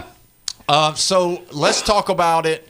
If you want to be a part of this show, you can Yeah. be. The Tropical Spas and Pools phone line is wide open, 850-215-6290. You can also text us on the Facebook page. Brian, Let's go. Let's talk about Let's PCB go. Hobby. Let's talk about what's going on. I will say this, the patch update last week, I mean, that with the Ohtani stuff and all, yeah, it was just blowing crazy. up. But Yeah. then you also what came out last week, and then what's coming out this week. So recap All right, of last so week. last week's big drop was Topps Chrome Update Basketball. By the way, thank God nobody listened real close to me on that. I had mistakenly said Wednesday. It was a Thursday drop. Everybody knew that, thank God. Everybody was lined up. Oh, and my you, God. yeah. That would have been bad. But anyway, we definitely had a lot. We ran through our first allotment of hobby boxes and jumbo boxes, and they weren't cheap. But and we are going to bring some more in tomorrow. So for those of you listening who've been wondering, we do have more of that. Obviously, the big talk is about the rookie debut patches. And Yes. Cooper Flag is going to be the biggest chase. Now, there's a lot of them that are going to be great. The interesting thing is, we talked last week a lot about this bounty system that Yes. everybody's in now.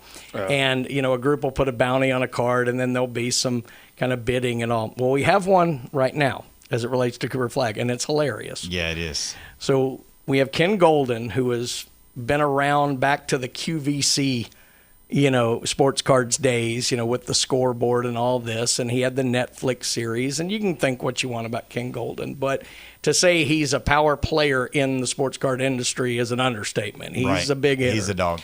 He is currently in a bit of a bidding war with an OnlyFans model. Wow. That's where we are in 2026. An OnlyFans She has a model. card? No, she wants the Cooper Flag rookie debut card. And so I think they're up to 3 or 4 million now in the back and forth things. So the bounties keep exploding. It's just funny, but that's going on. And look, the product is great. I mean, Josh, our streamer, actually out of a value box, a blaster box, we're talking like a $70 box or something like that, pulled a Cooper Flag autograph. It was out of 25. Wow. So there's only 25 of them made. You're talking about a 5-figure card. Wow. Came out of a $70 box. Wow. Now, don't get me wrong. Most of the boxes that have the big hits are not $70. Correct. But that was really cool. So that was a neat thing. So Topps Chrome Update took a lot of the air last week, but there's some really cool products coming this week. Let me stop you for a second. Yeah. I wanted to read this Plus, I've been one. to card shows. There's and I want you to go Yeah. into all that, but I want to talk All right, about let's go. the Mavericks actually come out with a bounty early on. I want to read you what they're offering Yes. if you get this. So the Dallas Mavericks wants to buy the Cooper Flag 1-of-1 patch debut autograph Why didn't they just card. keep it? Because they're ripping up their uniforms. Well, Topps Technically, Fanatics owns that Owns because it, it's yeah. a deal they work ahead of time. But yeah. So this is if you get the card, this is what the Mavericks offered: 2 Mavericks season premium lower level tickets for 32 years. What? A Cooper Problem is flag. you got to watch the Mavericks. A Cooper signed game worn rookie jersey. Mm-hmm.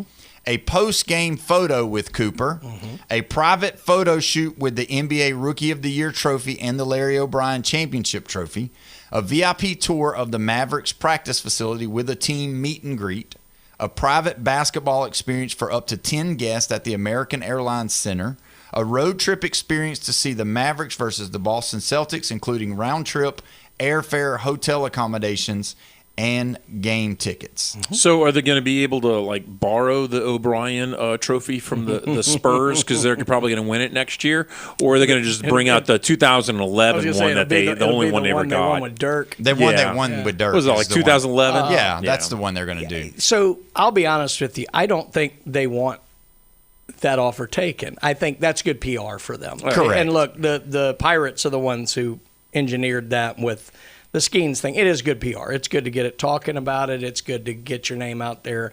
It's a good thing. That only makes sense if you're in Dallas. And even so, I think that card's going for north of $5 million. Wow. I would just take $5 million and then use the money that I've got to go see Mavericks games if I ever wanted to, but I could do anything else I wanted to do. Right. With that money. It's nothing against the Mavericks, and I'll be like I said, I don't think they truly want it. They would love to show it off. Yeah. But it's more about a PR move for them making an offer. Yeah. That's it. Yeah. So, No, I just that wanted card to will say, be sold. Yeah. But it's a cool offer. I just thought that was kind of cool. Other than, like I said, you have to watch the Mavericks. And the thing is, though, we've gotten to the place to where now, and I'm going to say it this way, I get it. If I was the one that pulled the card, I would be very happy, right? Because I would make all of this money, right? Okay. But the fan side of me is like, hold it. But I'm saying the fan side of me is saying, here we are again, where the rich just dominate. Yeah. The market. Like, they're going to be the ones that, like, Golden needs another card. Like, Jake Paul needs another card. Logan Paul needs another card. Like, Mr. Wonderful needs another card. Like, he needs that. You know what I need? I know. They're $5 million. I understand. That's what I need. That's right. But I'm just saying, here they are again. The people that are spending the most money are getting the most famous cards. And the guy last week from Boca Raton, he got the card, got the Ohtani card. Fantastic. Awesome. I'm glad he got it. But it's like, here we go again. They bought it. You know, they're putting their money together. They're going to put it a gold chain around it or some diamonds around it, wear it around their neck, and they're going to prance around. And we're all, I just had to say it. I'm sorry. You're just a jealous hater. I'm just jealous. If I would have it, I would sell it too. I'm sorry. I have to have a connection. I'm not from Maine. I'm not a Duke fan. I'm not a Mavericks fan. So Cooper Flag, you can just take it. But for you being a Braves fan, guess what they have at their place? Because I went there Saturday. Hank Aaron card. Got a Hank Aaron card. That's something special. It could belong to you. Yeah. You could purchase it. Guess what they had up on the wall? Dan Marino jersey signed by Dan Marino. Yeah, there I'm you just are. saying, Yeah. boom. Everybody's got something they could find up in there By the that way, they would really like. That is true. By the way, have one of those at PCB Hobby right now, a Dan Marino autograph. Yeah, no, that's what I'm talking about. I went there Saturday. Yeah, I saw okay, it. yeah. Okay? The only thing that nobody really wants there is the little mini helmet of the Gators. It's a cool-looking mini helmet of the Gators. Lagway. It's Lagway sign. DJ Lagway. Send that thing to Waco because nobody here wants that. Yeah, that There's one. some Lagway fans still, I'm sure. Come on. Not It's a Florida cool-looking Gans. helmet, though. Tell them what the helmet looks like. It's a gorgeous helmet. It's one of the kind of the red, white, and blue kind of USA. It's a logo white. things, It's a white helmet, Yeah. and then it says Gators, and it's kind of like that script type Gators thing. Yeah.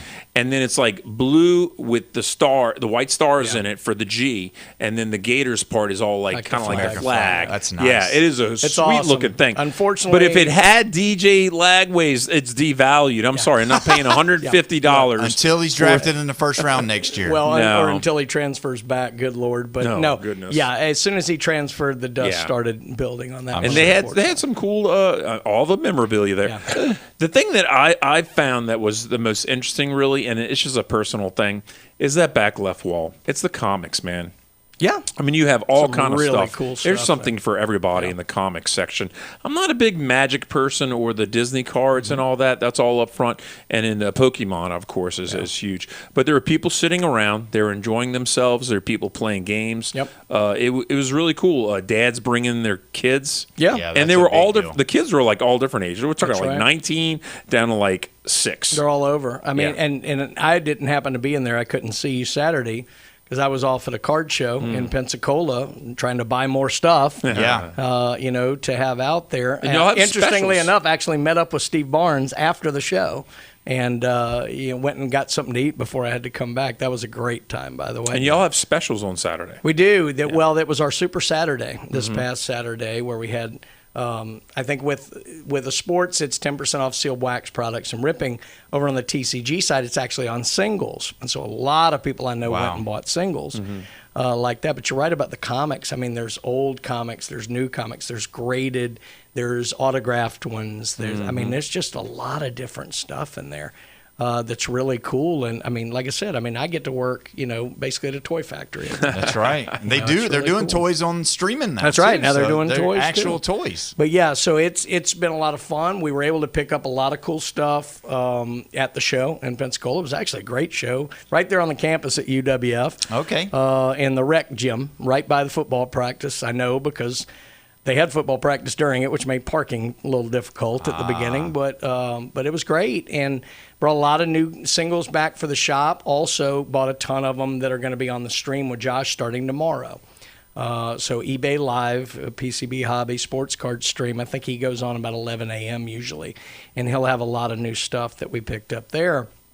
And that being said, we're going to a show in Auburn in 2 weeks. We talked about it a little bit last week. It's going to be on the floor at Neville Arena. That's cool. Their NIL is actually putting it on. Yeah. And then Dale Murphy's going to be there, Andrew Jones, Dominique Wilkins, Chris Davis, Tim Hudson. I mean, it's going to be really cool. Yeah.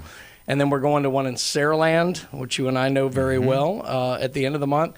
And then a big 4-day show in Dallas in September. So a lot of new sports stuff coming as we go, but just means I won't get to see Jeff on the weekends because I'm going to be gone a lot. So what is coming out this week? So this week, a little bit different. You don't have the big heavy hitter in Topps Chrome Update that you will. I will say in 2 weeks, on the 21st, 2026 Topps Flagship Football. That's going to be a big one. Yeah. And it's the first cards of the brand new class. Mendoza, all those guys. So that's coming out on the 21st. But this Wednesday, you have Topps Pristine Baseball, which is a gorgeous, gorgeous set. Kind of mid-level, not entry-level at all, not the super, super high-end. It's a little pricey, but it's beautiful. Beautiful cards. Those are out this Wednesday. If you like Star Wars, Topps Star Wars Galaxy comes out. It's very art-driven. Really good-looking stuff. For us Star Wars fans out there, I certainly am. It's always one of my favorite sets of the year that comes out. Turn 4 Racing, this is going to be a NASCAR-driven set.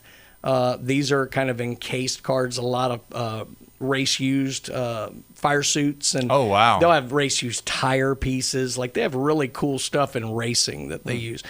Bits of the pit road entry cone, sheet metal. They do all kind of stuff. So let me ask you this real quick. That all comes out on Wednesday. Would again, now I'm not trying to be really dark here, but like Kyle Busch's stuff, is this? It's definitely went up. It's going to be. That's what I was going to ask if that kind of stuff is. Yeah, look, I mean, if you're talking about things in a purely dispassionate, market-based way, his autographs automatically are going to be more valuable because there aren't going to be any more. Right. I mean, yes, that does happen. There's always an initial bump. We always talk about it with athletes. It's when they do certain things in their career, then they get a bump when they retire, they get a bump when they go in the Hall of Fame, they get a bump when they die. It's just kind of the way it goes. And what about when they go to jail? Actually, some of them get a bump. O.J. Simpson. In a weird way. Some of them do, but most don't. Like, usually that's a negative. No Ray Caruth. For most, yeah. And no Aaron Hernandez and things, but there are still collectors. I do want to add, there is one more product this week. It does not come out until Friday. But for those of you who are UFC fans, yes, Stadium Club, UFC comes out. Stadium Club is a very photography-driven set. It goes back to 91 with baseball. Oh, yeah. It's one of my favorites because I love really good photography, action shots, and Stadium Club is gorgeous. That comes out this Friday for UFC, and we will have that as well. So a lot of cool stuff coming out this week. Nothing that sucks all the air up in the room the way Update did or before that Topps Chrome Baseball did. But that'll be coming again on the 21st when we get to Topps Football release. But still, there's still things that haven't been pulled. Yeah. So, I mean, there's still big Oh, hits there's a in lot. those. I'll be honest with you. It's been surprising how few big cards have been hit out of update. Yeah. So far. Well, that's what I was going to So- say. There still hasn't, Yeah. people haven't been, said that it's hit yet. And I know that that's why the price has driven up. Sure.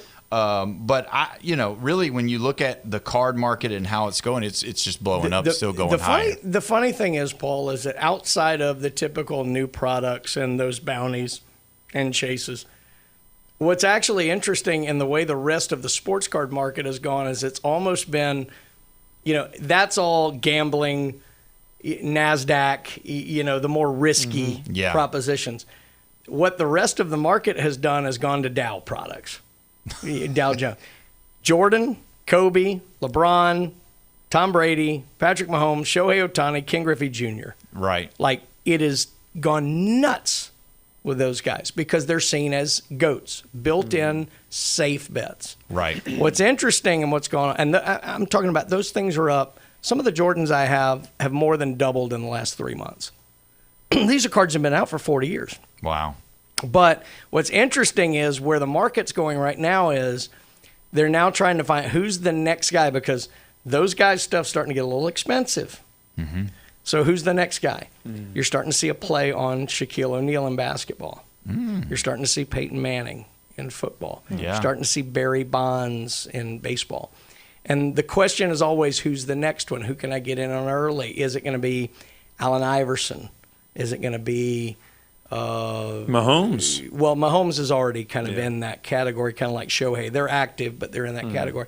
With baseball, is it going to be like a Frank Thomas? Guy like that. In football, are we going to have some love for Barry Sanders and Emmitt Smith? Yeah. Is it going to go into that? So it's always kind of that thing, but it's so interesting how the gambling and the instant rush of the way boxes and packs and bounties are is completely different from like the way the singles market is going, which new stuff's always cool, but the way it is centered around the greats of the game has been really interesting to watch. But it's not just the people that are great. It's the people who are adored, like a Bo Jackson. That's right. Bo Jackson's stuff doing very well. Dale Earnhardt. That's right. Yeah. Come on. Yeah, they're just a top tier of that sport of whatever for a long time. Yeah. And so where it used to be, you were always prospecting who's going to be the next Brady, who's going to be the next Griffey, who's going to be the next Jordan. Now it's about, no, I'm just going to go get them. Right. And because they're safer. Safe. They're safe, and when they do pass away, because they're not all passed away. I know Kobe is, but those guys, going by what he says, there will be a bump. So there you go. Caitlin Clark. Caitlin Clark, her stuff is still probably the hottest mover in sports cards right now. In terms of outside of that, in terms of not built-in GOAT, it's not Caitlin Clark. You know who it is? Lionel Messi? No, same sport as Caitlin Clark. Asia. No. Sophie Cunningham is through the roof.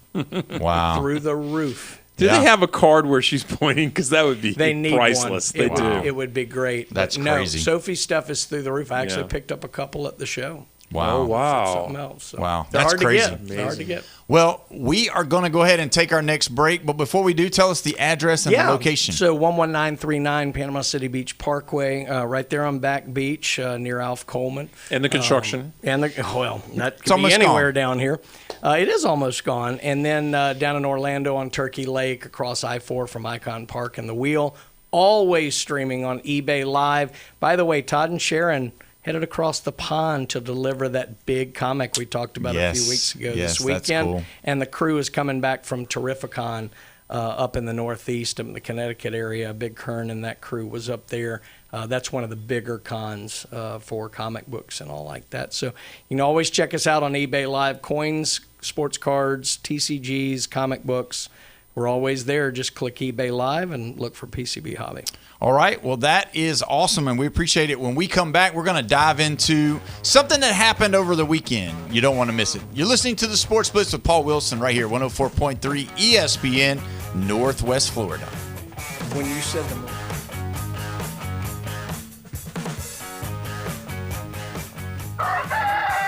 Wake Wake up with ESPN Northwest Florida. The Coach James Hale Show drags you out of bed weekdays 7 to 9. They're going to allow beer sold at the new sports complex, yet we can't have a cold beer on the beach. Yeah. Then for the ride home, the fastest 2 hours on radio. The Sports Blitz with Paul Wilson. You better hope you're ready. Morning drive and the afternoon commute are live and local on the Gulf Coast. 104.3 ESPN Northwest Florida. Upgrade your time on the water. Blue Water Marine Electronics is now open at 2320 West 15th Street at the old Kawasaki dealership off Highway 98. Blue Water Marine Electronics is your marine electronics one-stop shop destination for sales, service, installation, and repairs. Plus, their Bay County's authorized Minn Kota Warranty Center. Stop by the new location, Blue Water Marine Electronics, on 15th Street in Panama City today. Discover the new Kia at Bill Bird Kia. Get behind the wheel of an exciting new 2026 Kia model where advanced technology, confidence-inspiring safety, and premium comfort come together for every drive. Looking for an SUV? Check out the stylish new 2026 Kia Sportage or the family-ready new 2026 Kia Sorento. And if you need more room, the innovative new 2026 Kia Carnival MPV delivers SUV-inspired design with plenty of room for all of your adventures. Bringing style and performance together, experience the bold new 2026 Kia K4 and new 26 Kia K5. Bill Bird Kia is the home of the original 20-year, 200,000-mile warranty, giving you peace of mind that you can trust. Visit Bill Bird Kia at 2435 East 15th Street in Panama City or online anytime at BillBirdKiaPanamaCity.com. Bill Bird Kia, your local community dealer, where we treat you like family. The 20-year, 200,000-mile warranty is a Bill Bird Kia warranty. See dealer for complete details. Football season is right around the corner. Touchdown! And 104.3 ESPN Northwest Florida has an unbelievable schedule of college and NFL games. Do you own a business, want to reach more customers? Put the power of ESPN Northwest Florida to work for you. Advertising opportunities are available right now. For more information, call 850-215-4468 or go to ESPNPC.com and click the contact button. The Atlanta Braves are built for October, and every single night between now and then is another step toward that goal. 3-2 to Drake. And he swings and hits a missile to deep right field to the chop house and out of here. Tonight, the Braves open up a big home series at Truist Park as the New York Mets come to Atlanta for a crucial NL East Division showdown. Coverage coming up at 6, first pitch 6:15 on your home for the Atlanta Braves. ESPN Northwest Florida. Broadcasting from the heart of the Gulf Coast and streaming to every corner of the map.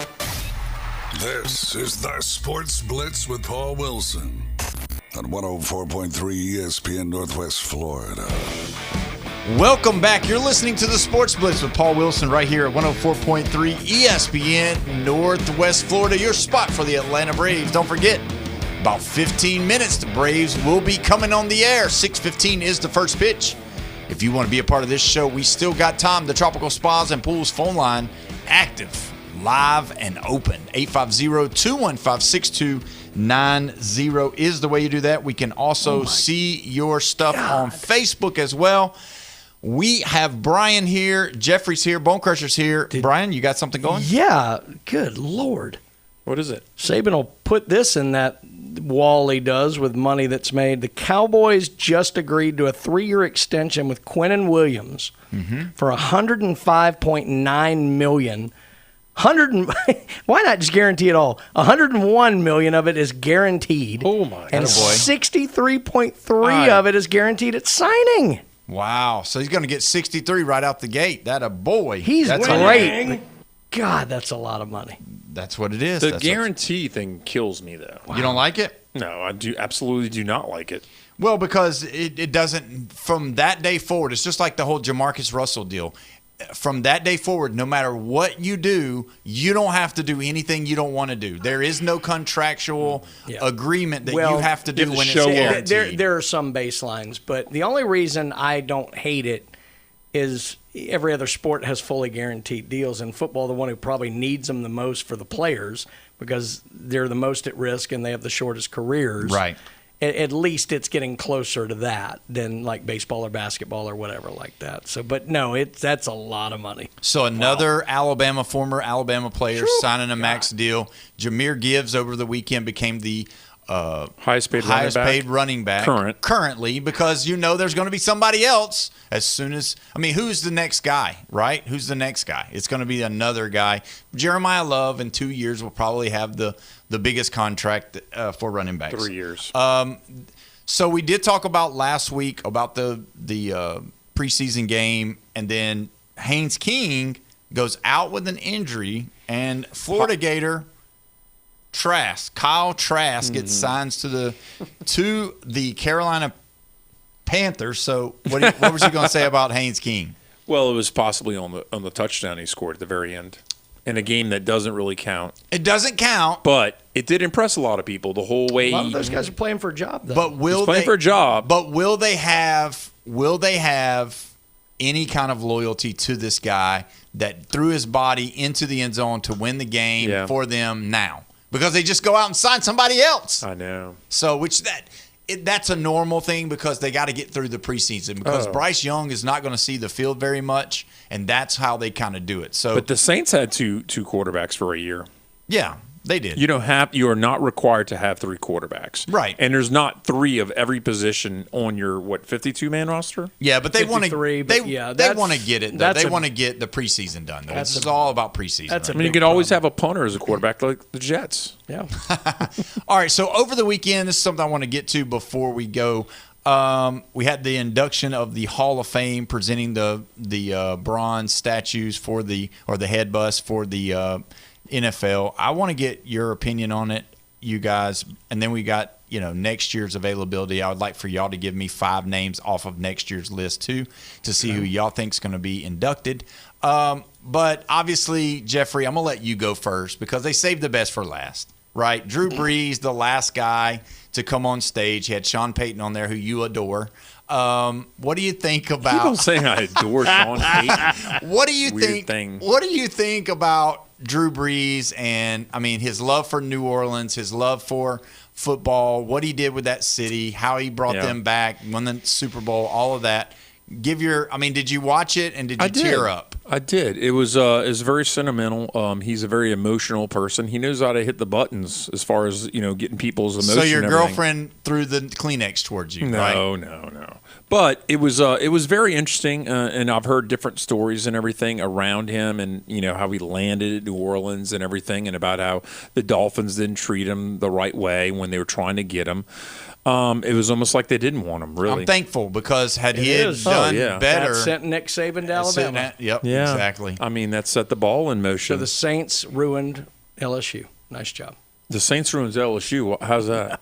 I'm saying they sent Nick Saban on to Alabama. Oh, but LSU got a few in there. So it was fun. It was very cool. I thought the line that was the funniest thing was the Vinatieri. Did you hear that one? Yeah, go ahead and say it. Yeah, he told Pat McAfee. Pat McAfee, yeah. That what was it? I can't remember what it was now, but I was laughing. Oh, you're not going to repeat it. Okay, so maybe we shouldn't say it on there. I'm not going to say it on the air. You could have, but I'm not. It's something about holding a football. Yeah, something along that line. Yeah, it's pretty funny though. Yeah, because we're still got the childish humor, right, Brian? Exactly. And then he also talked about Peyton Manning's forehead, how big it was. And thanks for being a part of that and all of that. So then he also said that screen a movie on it. Adam Vinatieri said that he was so blessed to be able to play with the best Patriots quarterback ever, Drew Brees. Drew Bledsoe. Drew Bledsoe.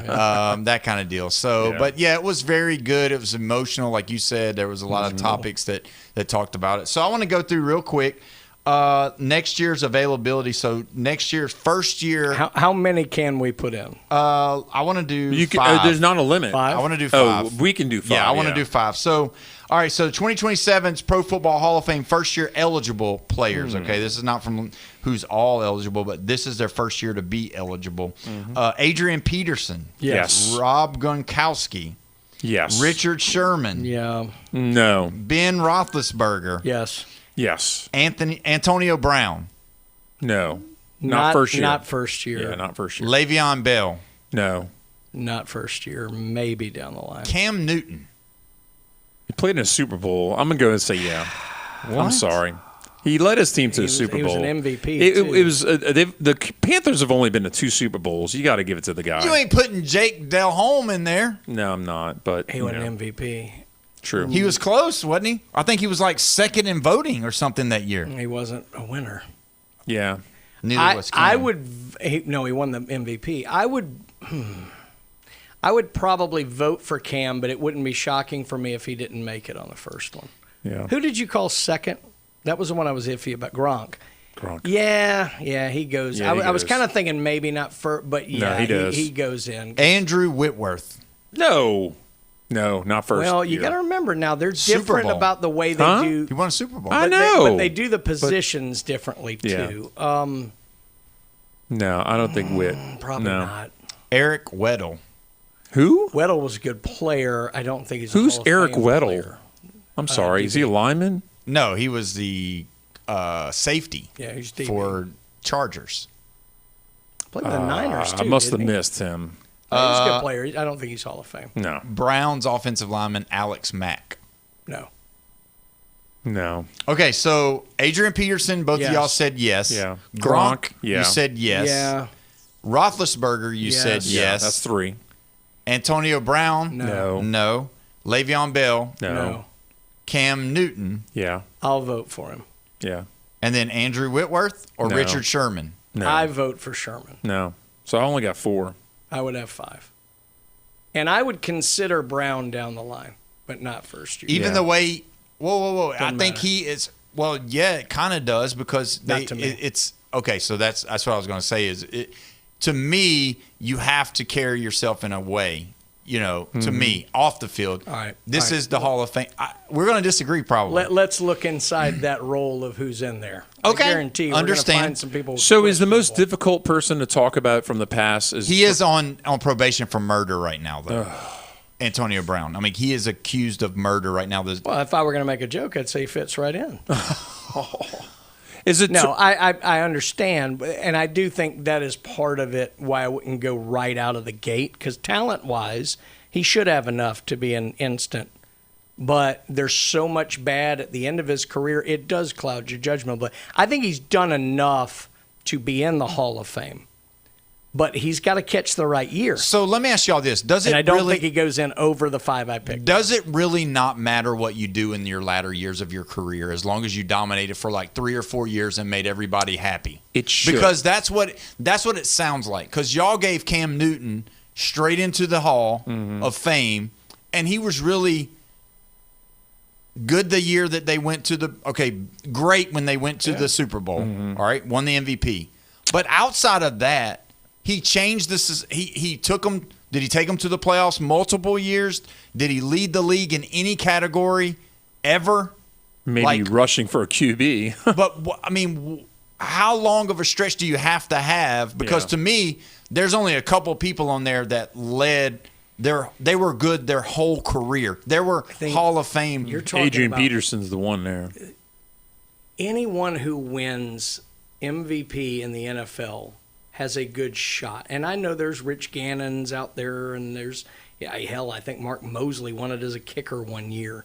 But generally speaking, if you have won the most valuable player in the NFL, they don't do it by division like baseball. Correct. This is overall. Yeah, number one guy. You've already got that going against you. I think you've got to be considered. Yeah. And that's why I would say I would probably cast my vote for him. It would not shock me if he didn't make it first year. I think he probably is. And to your question, how long? I don't know. I think it depends how strong your light was shining when you did. I think he had 3 great years. That's what I was going to say. He only had about 3 couple other great that were good. so. But to be honest, NFL doesn't have long careers. Real quick, Belichick gets in next year? Yes. Yeah. Okay, we'll see. Thanks for listening today. We will see you tomorrow. Some great guests going to be lined out. Thanks for listening to the Sports Blitz with Paul Wilson. 104.3 ESPN, Northwest Florida. See you tomorrow, guys.